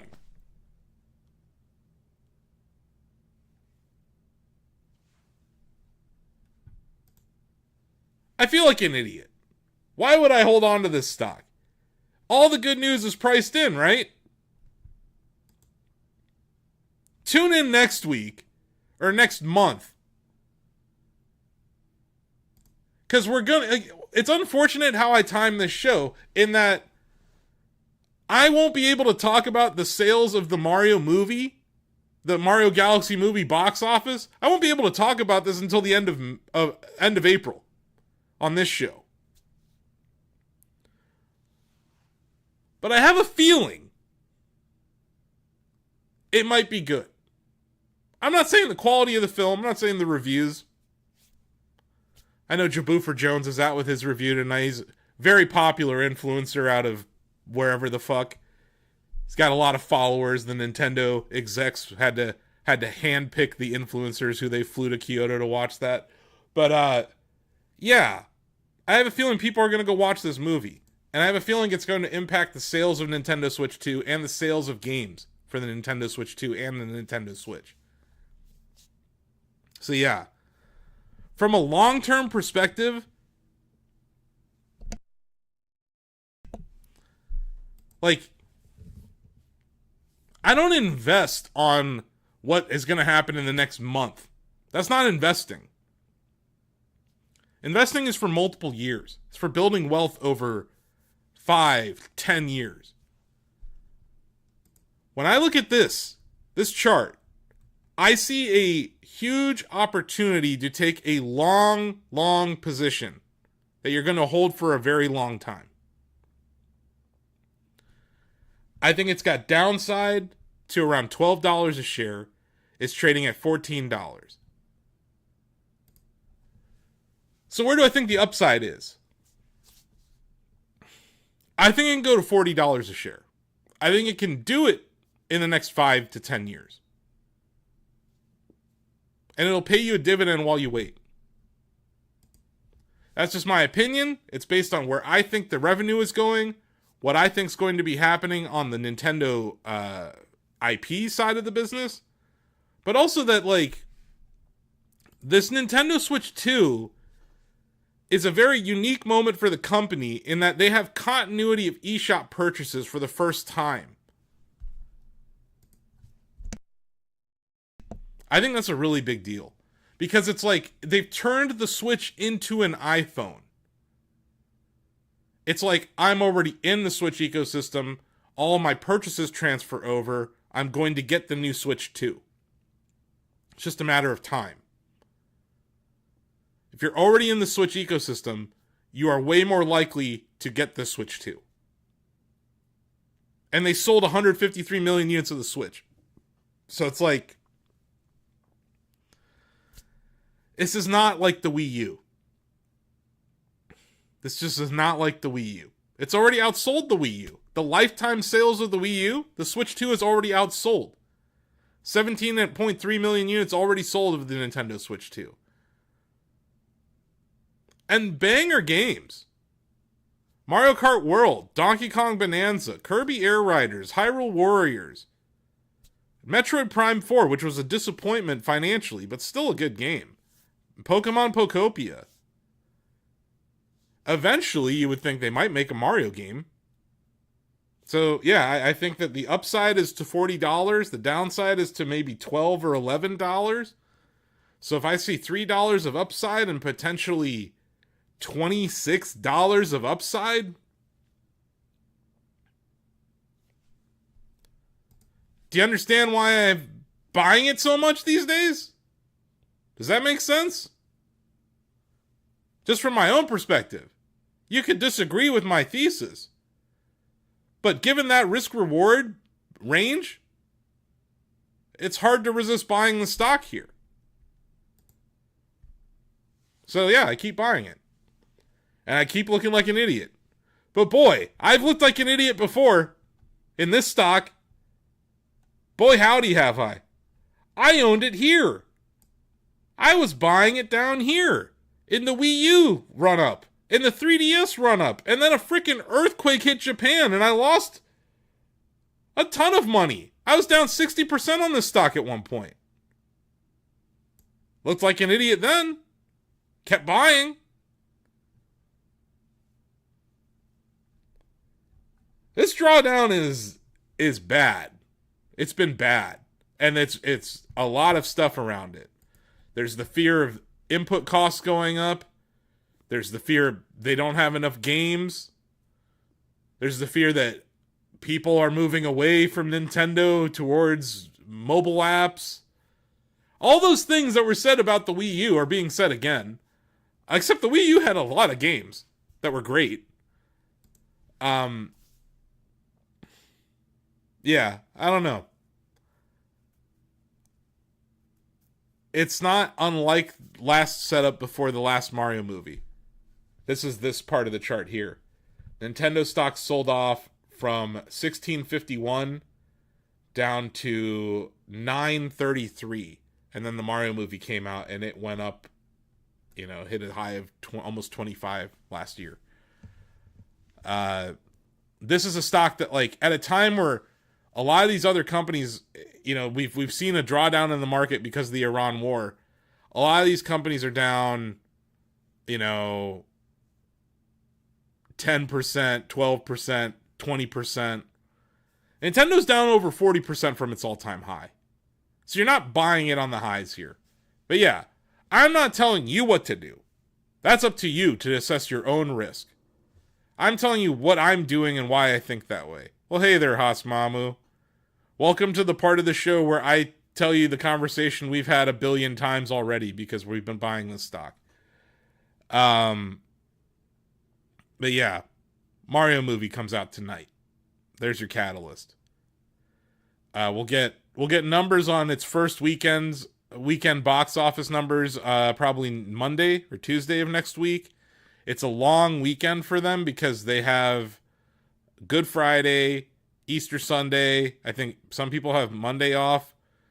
And then they're releasing it at midnight. So you have a Wednesday release, Thursday, Friday, Saturday, Sunday. So 5 days for this opening week with a couple of holidays in there. People getting together with their family. Nintendo being a family-friendly brand. All those things I think factor in here. I will say it's nice that, like, I own a stock where I don't have to worry about the CEO, tweeting something horrible in the middle of the night. That's another thing I like about owning Nintendo stock. Yeah. Any other questions about Nintendo?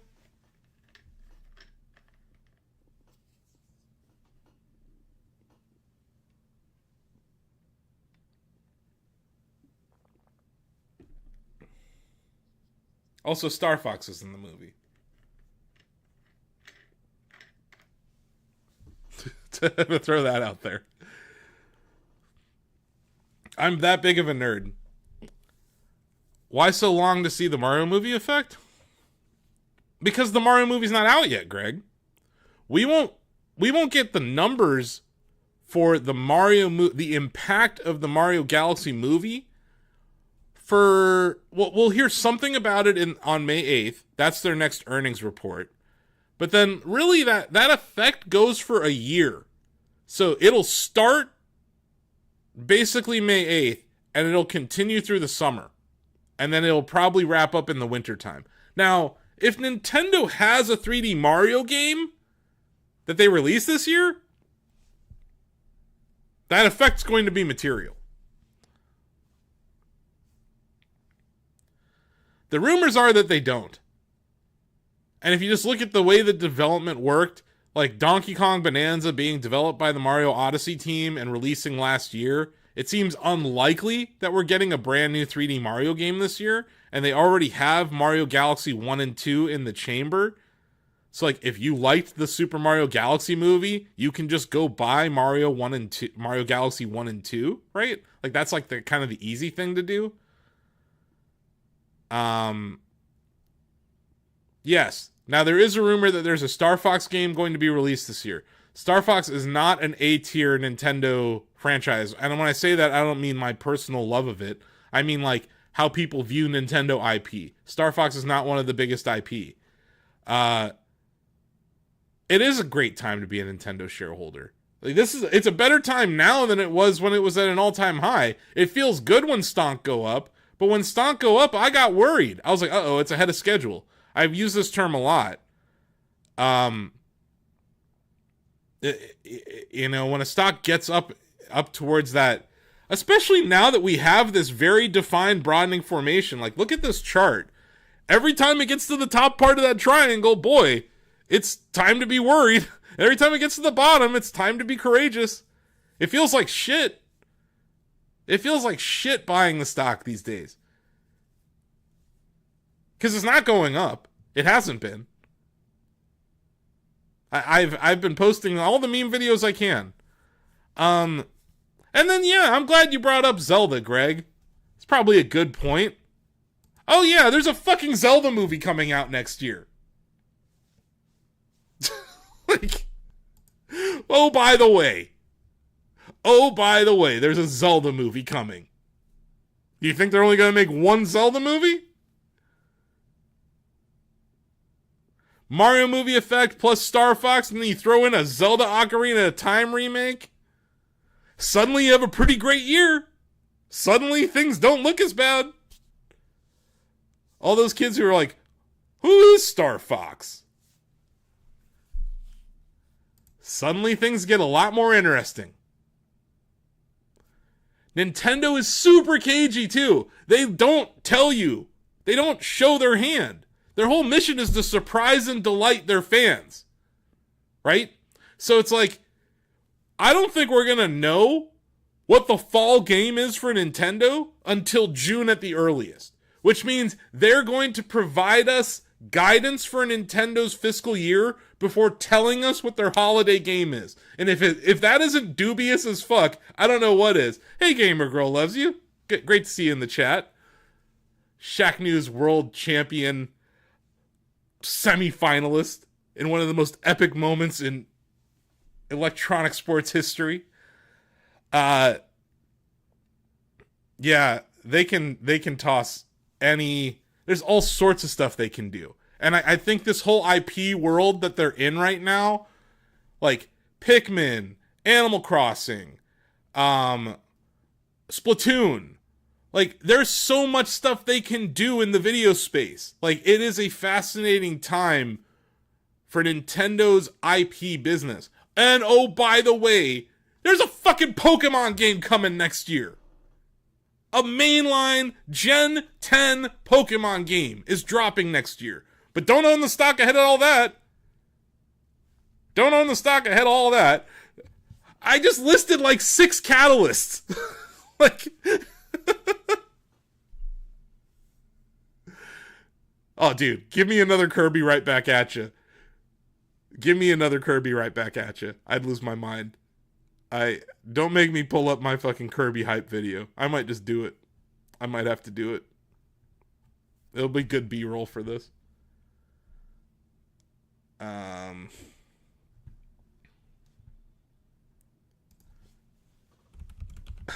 Occasionally, I just need to pull up my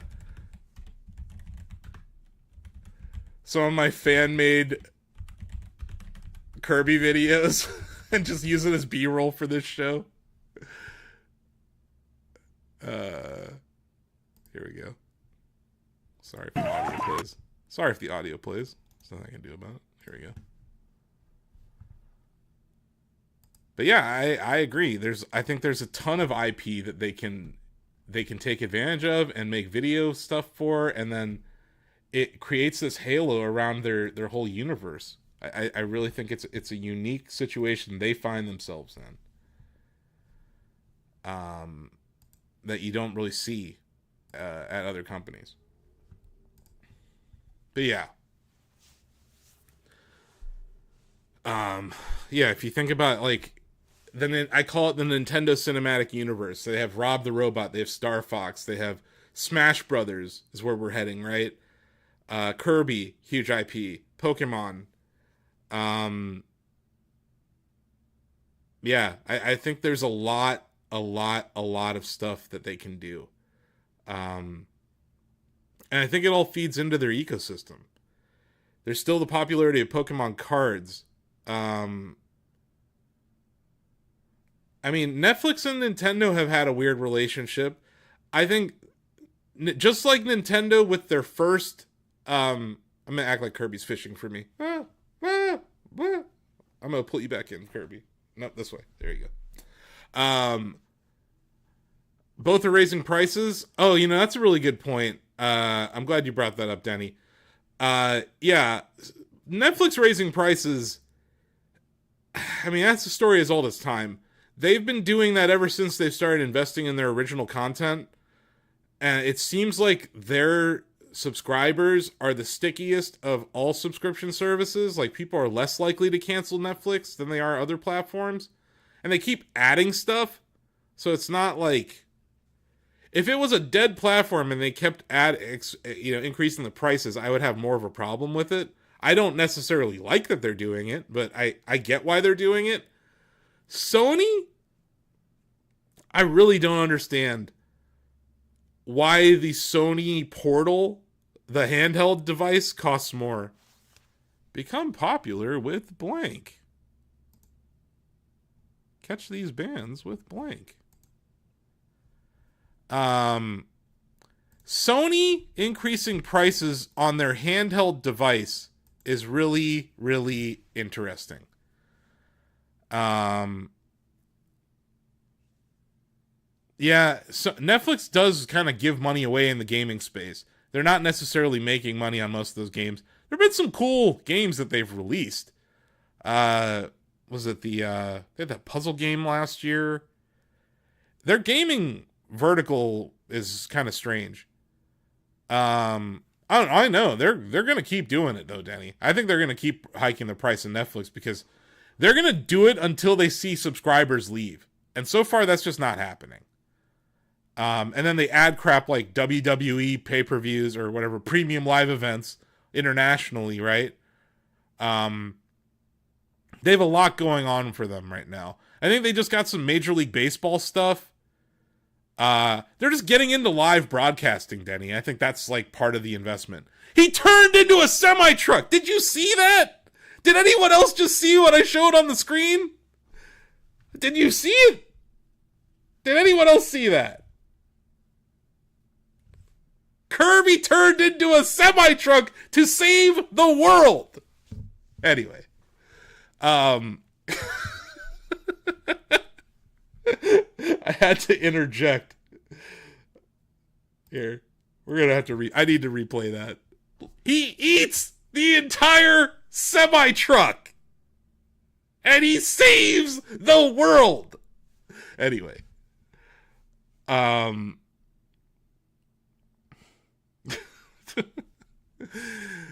uh, but yeah, Sony. I do think your point about Sony is really interesting, Denny. Because yeah, like I think there's a broader question to be asked about price increases in the gaming space right now.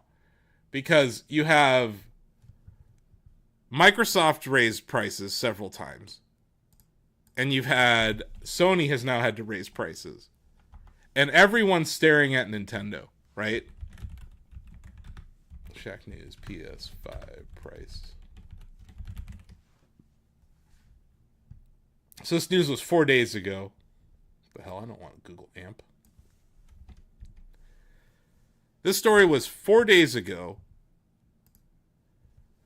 Sony has raised prices on all PS5 consoles. The PS5 is now $649.99. The PS5 Digital Edition is now $599. There's that number again. There's that number again, everybody. $599. Guess what else costs $599? The iPhone 17e. Guess what else costs $599? MacBook Neo. Huh. It's almost like that's a number that these research firms have come up with, isn't it? PS5 Pro costs $899. God damn. And yeah, the PlayStation Portal increased to $249.99. Why I find that one weird, that's not really I haven't watched a teardown of it, so I'm speaking out of my ass here. But like, what component price has driven that? Because in the case of all these other ones, obviously RAM prices are up, NAND prices are up, and the PlayStation uses a very fast, high-end, solid-state storage. So does the Nintendo Switch 2.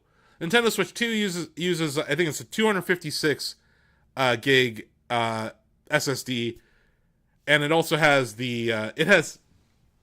guys, I've done a lot of research on RAM prices. Like, I'm such a dork. So Nintendo Switch 2 has 12 gigs of RAM.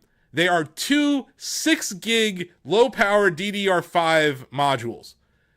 That is not what AI data centers are using. It's just not. Now, the problem is there's enough supply of those, because that is what's used inside of mobile devices like smartphones and tablets. Like, we see it elsewhere in the space, but it's like Nintendo threading this needle where they're not using the RAM that's like high demand. We'll have to wait and see. But yeah, I do think Sony raising prices, it's a double-edged sword for Nintendo right now, Denny. Is Nintendo going to see this and be like, well, our lowest cost competitor has just increased prices.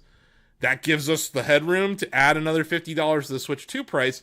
Or are they like, if we stay at $499 or $450, right? The $449 is the base Nintendo Switch without a Nintendo Switch 2 without a game, right? If they hold the line there, they are now the lowest, they're the cheapest thing to get into the gaming space right now. And Furukawa's gone on the record, like, we understand how important it is for us to do well in our second and third years. So, like, will Nintendo take the punishment of selling maybe at a loss or close to break even so that they can get more units out there in the world? I think that's what they are doing. Because they haven't raised the prices yet. They shot from the hip on Liberation Day, right? Talk about the worst luck ever. They announced the price and pre-orders for the Nintendo Switch 2 the same day that Donald Trump announced all the tariffs. And they have not raised the prices since. They raised the prices on the accessories since then. They've raised the prices on the original Switch since then. But they have not raised the price of the Nintendo Switch 2 yet. Something to pay very close attention to. But I think they gave themselves some wiggle room back when they announced that price. And I think they're going to do their best not to raise the prices. This is just my opinion, though. You know? We'll have to wait and see. But, like, Furukawa's gone on the record saying, like, the RAM prices are not impacting our next, like, I think at the time he said, like, a year and a half, 18 months. So I think they're going to get through this year without having to do it. It's hard to say. It's really hard to say. But this isn't great news. This sucks. This news sucks. I'll tell you that much. Don't like this news. I don't like seeing the price of anything going up for consumers. And everything's fucking going up in price for consumers right now. So it's like, we're already in a situation where we have less money. Your energy costs are up, your healthcare costs are up. And now this? Like, I don't really like these hey, Oatmeal Man the Fifth. I don't really like these, like, pro models of the PlayStations. I tend to avoid them. But, like, you know, with GTA 6 coming out, I was thinking about upgrading. Yeah, for $900, I don't know. It's mighty expensive.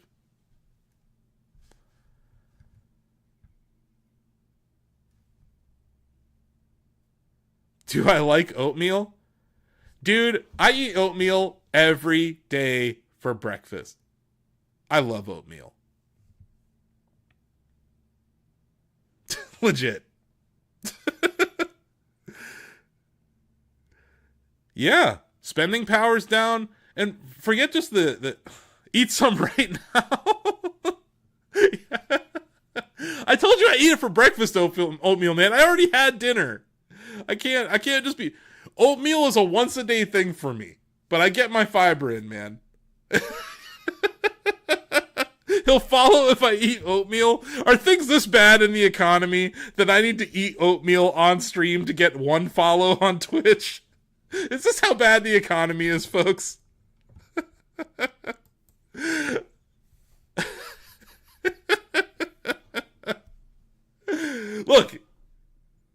Look, man. I just want you to trust me that this morning I did have oatmeal. But it's like a whole process, man. I have to, like, go off stream and prepare the oatmeal. Like, I don't eat it raw. You know, I like a creamier kind of oatmeal. You know what I mean? It's not a kink. I legit like oatmeal. Just believe me. I'll remember you forever for even asking this. This is bizarre. But yes, to Gamer Girl's point, spending power is gone or down and jobs are gone. But, like, even if you have a job, your wages have not kept up with inflation at all. So it's like, even by some miracle, you haven't gotten laid off in any industry. Like, your wages haven't kept up with the cost increases. So even if you have a job, you have less money to consume. Forgetting, like, all the people who have lost jobs.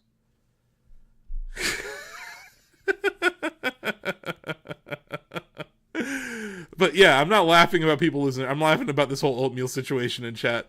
And then Gamer Girl says, I worked on the Quest, and a lot of us have not worked in a year after the March cut. What Meta is doing in this whole year of efficiency has been such bullshit. And it's just interesting because right now Mark Zuckerberg is drunk with the AI, right? He's like, I'm going to invest in AI and AI and AI and AI. And it's like, they're what, 5th or 6th place when it comes to LLMs? So it's like you're already like last place in this race and you're spending all of your money on this. It's not unlike what he did in VR, except they were first place in VR. It was just a small industry. They spent way too much money on VR. They lost tens of billions of dollars. But, like, why did he suddenly have religion about VR? It was just because he wanted to spend money on his next addiction. It's stupid. Oh yeah, like, you want to talk about, like, minimum wage. Minimum wage hasn't increased in most states. Because I don't want to get too political, but, like, the party that was going... Yeah, actually, neither party, but, like, the candidates that were pushing for, like, $13 minimum wage nationally, they didn't get elected back in 2020. And then again in 2024. But yeah, like, wage growth has not kept up with inflation at all. And, like, the Federal Reserve, we're going to talk about the Federal Reserve before I leave. The Federal Reserve has this dual mandate, right? Maximum employment and 2% inflation. But it's like, Inflation only looks back 1 year. Why aren't we talking about cumulative price increases? Like, prices have gone up an absurd amount in the last 5 years. But they're like, oh, we're targeting 2% inflation. I'm like, what about the last 5 years? It's like, why are we in this world where deflation is the boogeyman? Like, why can't prices go down? Because the whole economy will collapse is why. It's really bizarre.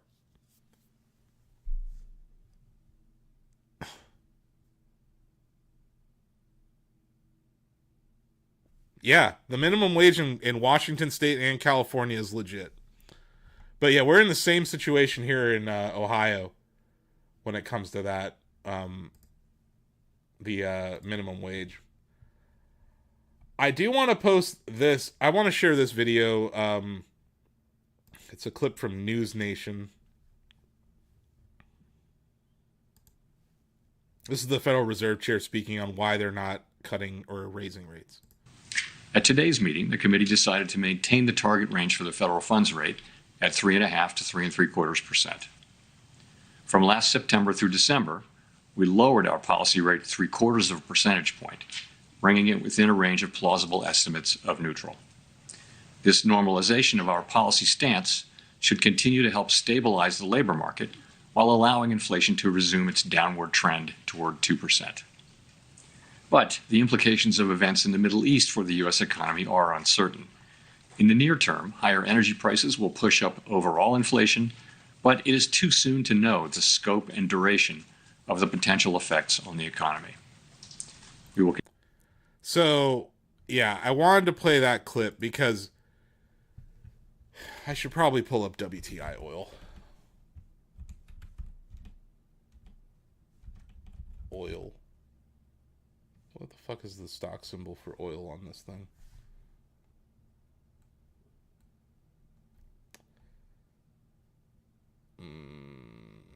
We're just gonna go with OIH. Hold on. I'll have to find it. So what the Federal Reserve Chair said there was that they can't raise or lower rates right now because of the conflict in the Middle East. And it's like they're like, if you ignore oil prices, we're close to our inflation target. It's like, guys, how are we supposed to ignore one of the biggest input costs in industry and everyone's lives? Like, if you ignore the giant gaping hole in my head, I'm doing fine. It's like, no, we're not. And you're kind of handcuffed right now.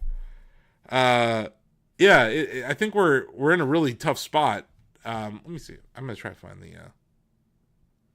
It's like, if you ignore oil prices, things are going great. It's like, well, I'm not going to ignore that.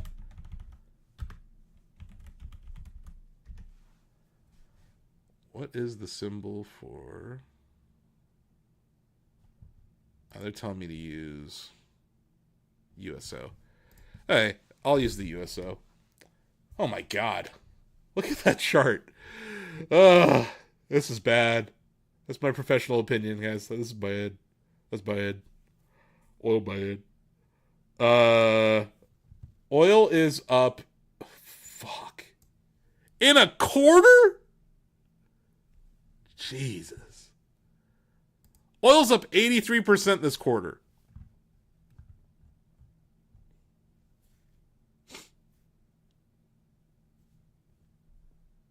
Look at this chart. If you ignore this, everything's fine. Like, what? How are we supposed to ignore this? In what universe can we ignore this?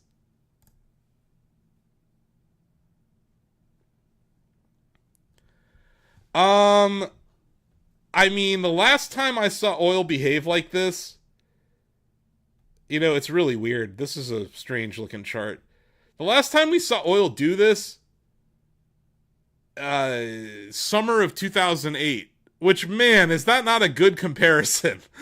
Talk about the worst time ever. Hey, you know, this resembles the year 2008. Now, this chart is misleading because this is, yeah, I know. Hey, Don't worry, guys. The last time we saw anything like this, it was the year 2008, before the fall of 2008. So don't worry. Everything's fine here. Now, this is not a great way to look at the chart because this is called USO. This is a ETF that represents the WTI crude. I'm gonna actually just find WTI crude on the CBO website, the CBOE. Let me see if I can find this. So I'm gonna just. The problem is you have to look at one contract specifically. So here we go. Yikes. I apologize for the light background here. What time period am I looking at? Okay, let's look at this on 1 month bar chart. There you go.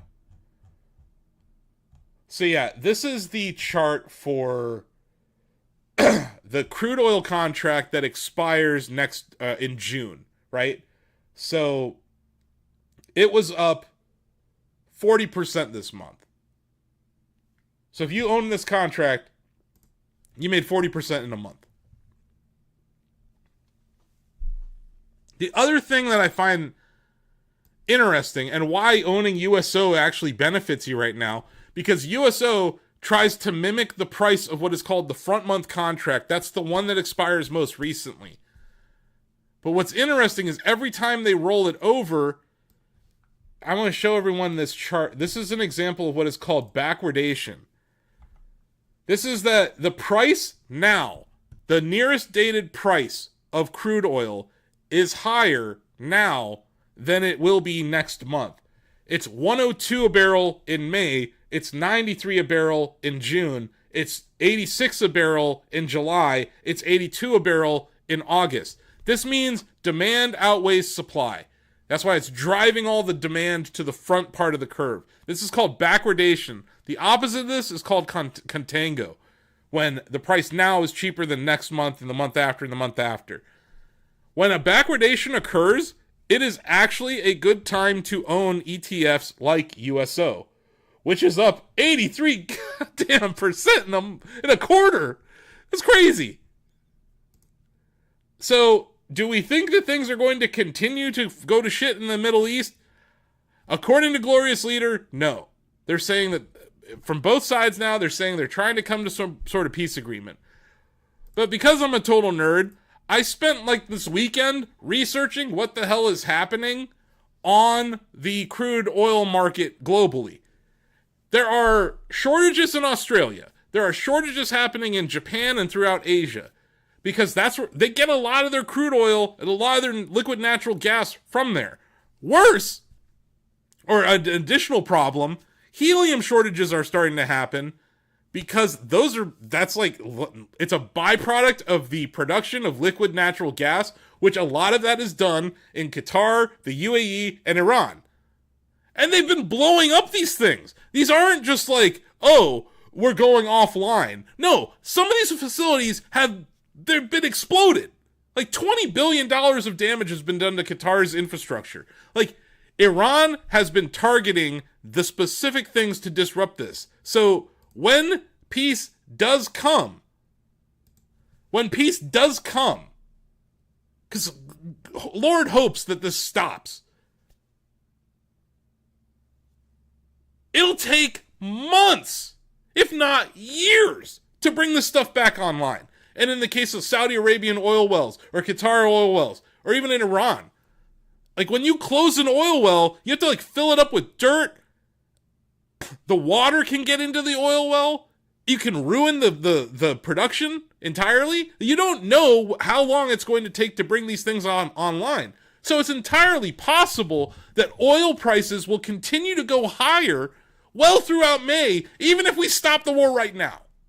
Even if we stop it right now, it could take years to get us to the place that we were before all this stupidity started. Insane. Insane behavior.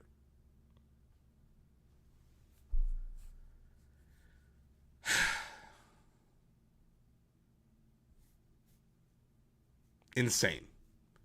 And yeah, perfect storm for AI to take over, right? Yeah, let's drive our energy costs even higher. Let's drive our costs even higher. And yeah, like 40% in a year is pretty nice. To get that in a quarter is crazy. To get 83% in a quarter is nuts. And yeah, like there's all this evidence that the Trump administration and their cronies are all insider trading this shit. A few weeks ago, Trump said some positive things about peace in the Middle East, and 5 minutes before, someone bought $1.6 billion of S&P futures, and they shorted $500 million of oil. They got out of that trade within a few minutes. Like, this shit's happening in pre-market. You notice that Donald Trump announces this shit when the markets are closed? He loves saying things when the markets are closed. Also, he announced this today, which is the last day of the quarter, because all of his hedge fund buddies needed to have better performance. Like, this is the most manipulated market in the history of the world. I have so little confidence in financial markets right now. Oh, it's 8 p.m. now. It's 8 p.m. now. You did great today. Oh, thanks, Thanks, Talking Flower. Talking Flower is my friend. Want to chat? I've been chatting. What's the moon doing?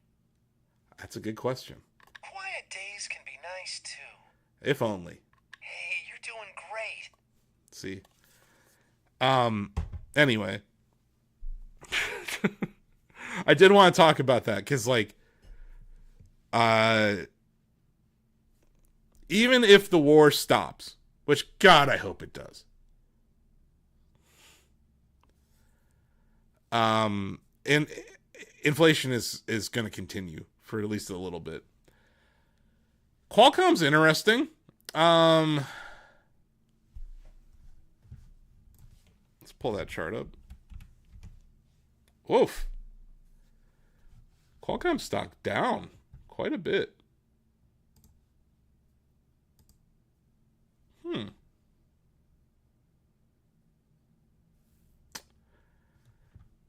That's an interesting looking chart. Let's see what's going on over there.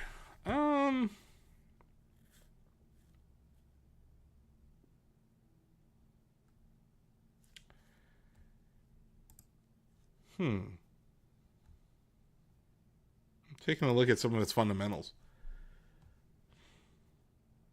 14 times forward earnings, 2 times growth.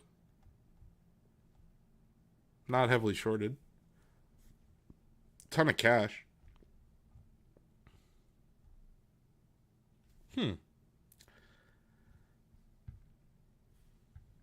I find them to be interesting. They're inside of a lot of the non-Apple ecosystem, right?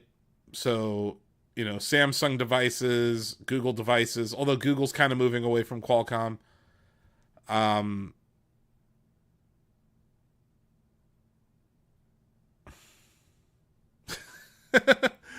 I mean, Intel, glorious leader, owns 10% of Intel, and Nvidia owns what, like 6% of Intel? Intel stock is, I don't know. I have no idea how to view Intel stock anymore. AMD is going all in on AI.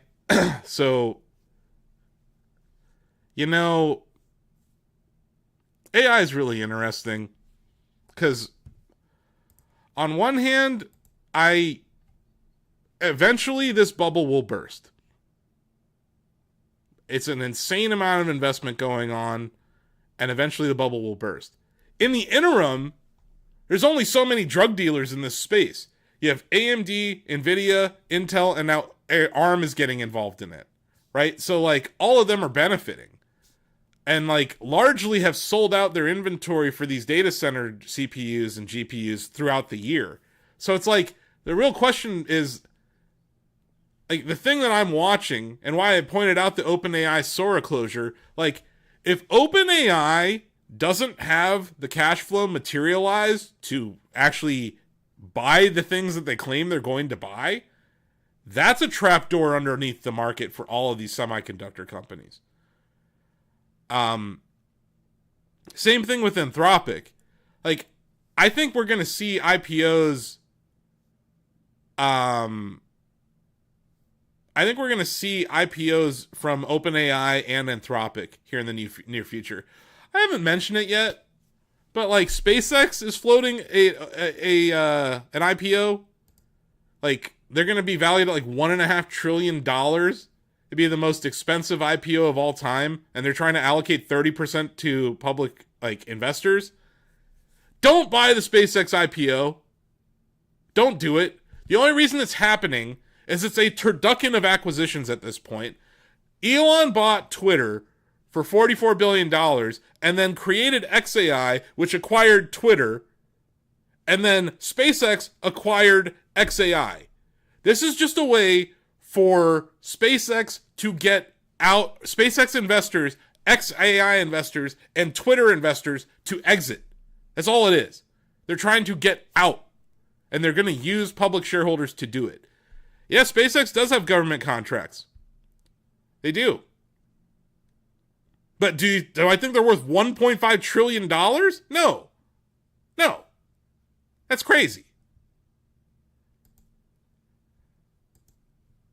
Also, from time to time, their rockets just explode on the launch pad. I don't want to own a stock where that can happen. It's like, I don't own airlines. I would never know. I also think, you have to ask yourself, why now? Why is SpaceX doing this now? And it's like he's trying to broker this deal where it's going to be included in the NASDAQ 100 faster than usual so it can create more institutional investor demand. Like, this is an exit. They are exiting because they don't want to own SpaceX shares anymore. A lot of those people never wanted to own SpaceX, and a lot of the SpaceX investors never wanted to own Twitter or XAI. And now they're being told they have to build a data center in space, powered by the sun. And they're like, what the fuck? I thought we were going to Mars. So, the Elon sycophants of the world are going to be falling over themselves to buy this stock. I think they're going to be left holding the bag. But yeah, this AI space has so many signs of a bubble. But, it's... a bubble will bubble until it stops. And I just don't... I see, little cracks forming. OpenAI, probably the biggest red flag. The other side of it is what's happening with Claude. Claude, every time Claude releases an update, these CRM companies go down, right? Look at Salesforce chart. Every day, Salesforce stock just keeps going lower. Salesforce is down 29% on the year. It's like Claude has a new AI agent. CRM goes down. Claude farted into the moon. CRM goes down. Basically, whenever Claude does anything, CRM stock goes down. This is an inside year and down sell signal.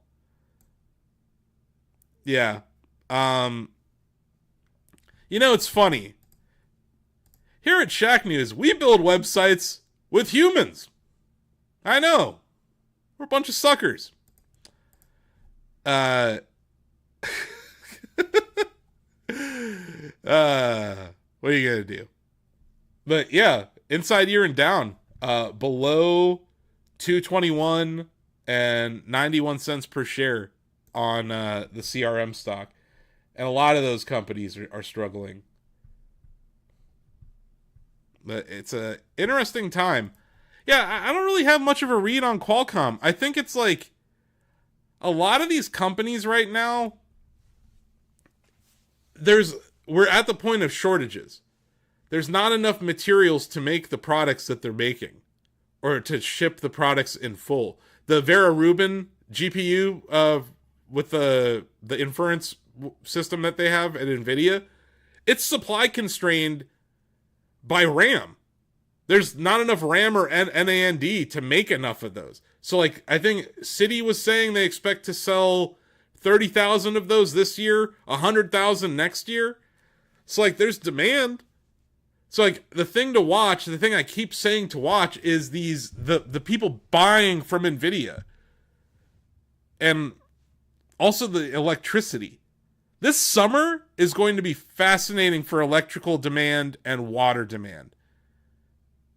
And I know Senator Bernie Sanders and Representative Alexandria Ocasio-Cortez, they put forth some kind of a data center moratorium.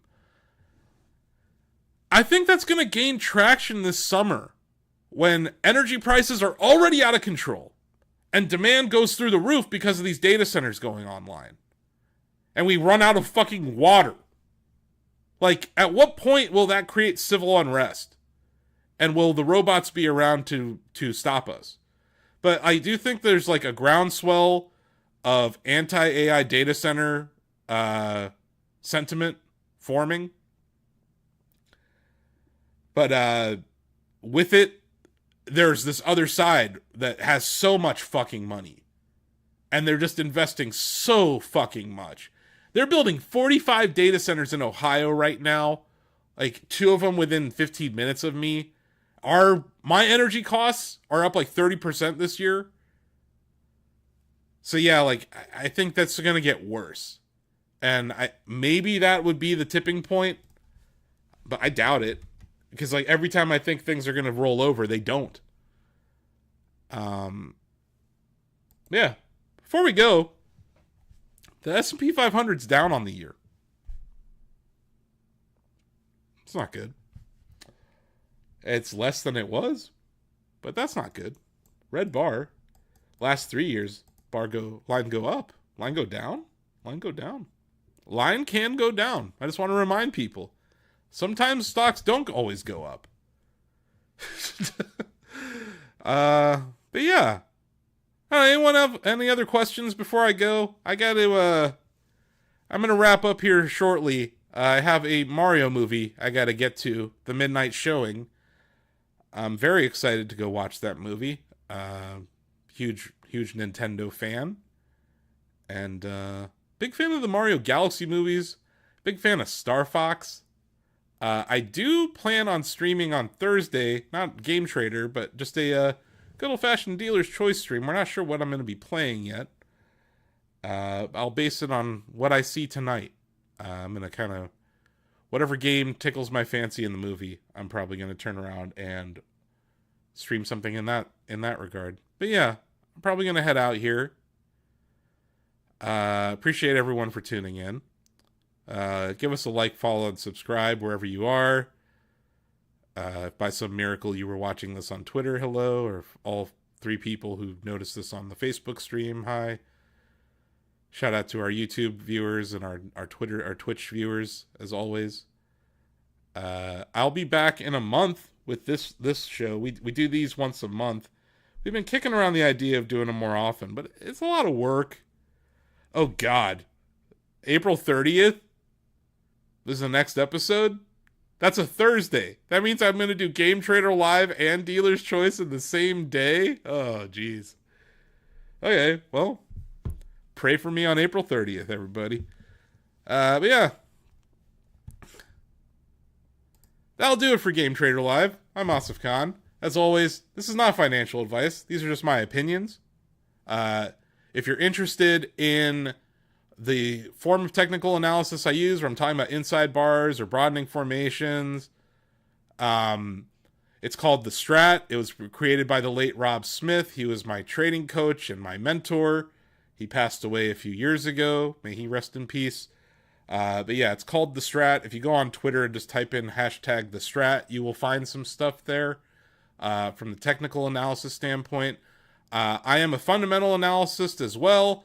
I am a CPA by trade, so I like to look at companies from the bottom up, looking at their financial statements and results. We report on this stuff all the time at Shack News. We try to keep away opinion from that. It's usually just earnings results. What were the expectations? What were the results relative to the expectations? Try to provide guidance, like what were the forecasts. So there's a lot of great information on shacknews.com. Our team does a really good job during earnings season reporting on that stuff.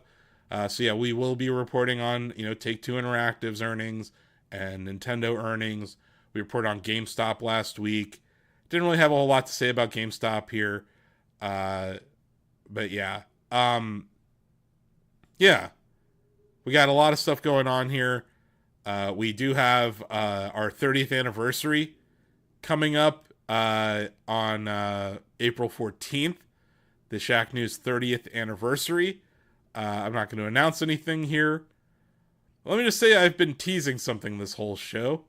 Yeah, 30 years of Shack News. I haven't been here the whole 30 years running the place.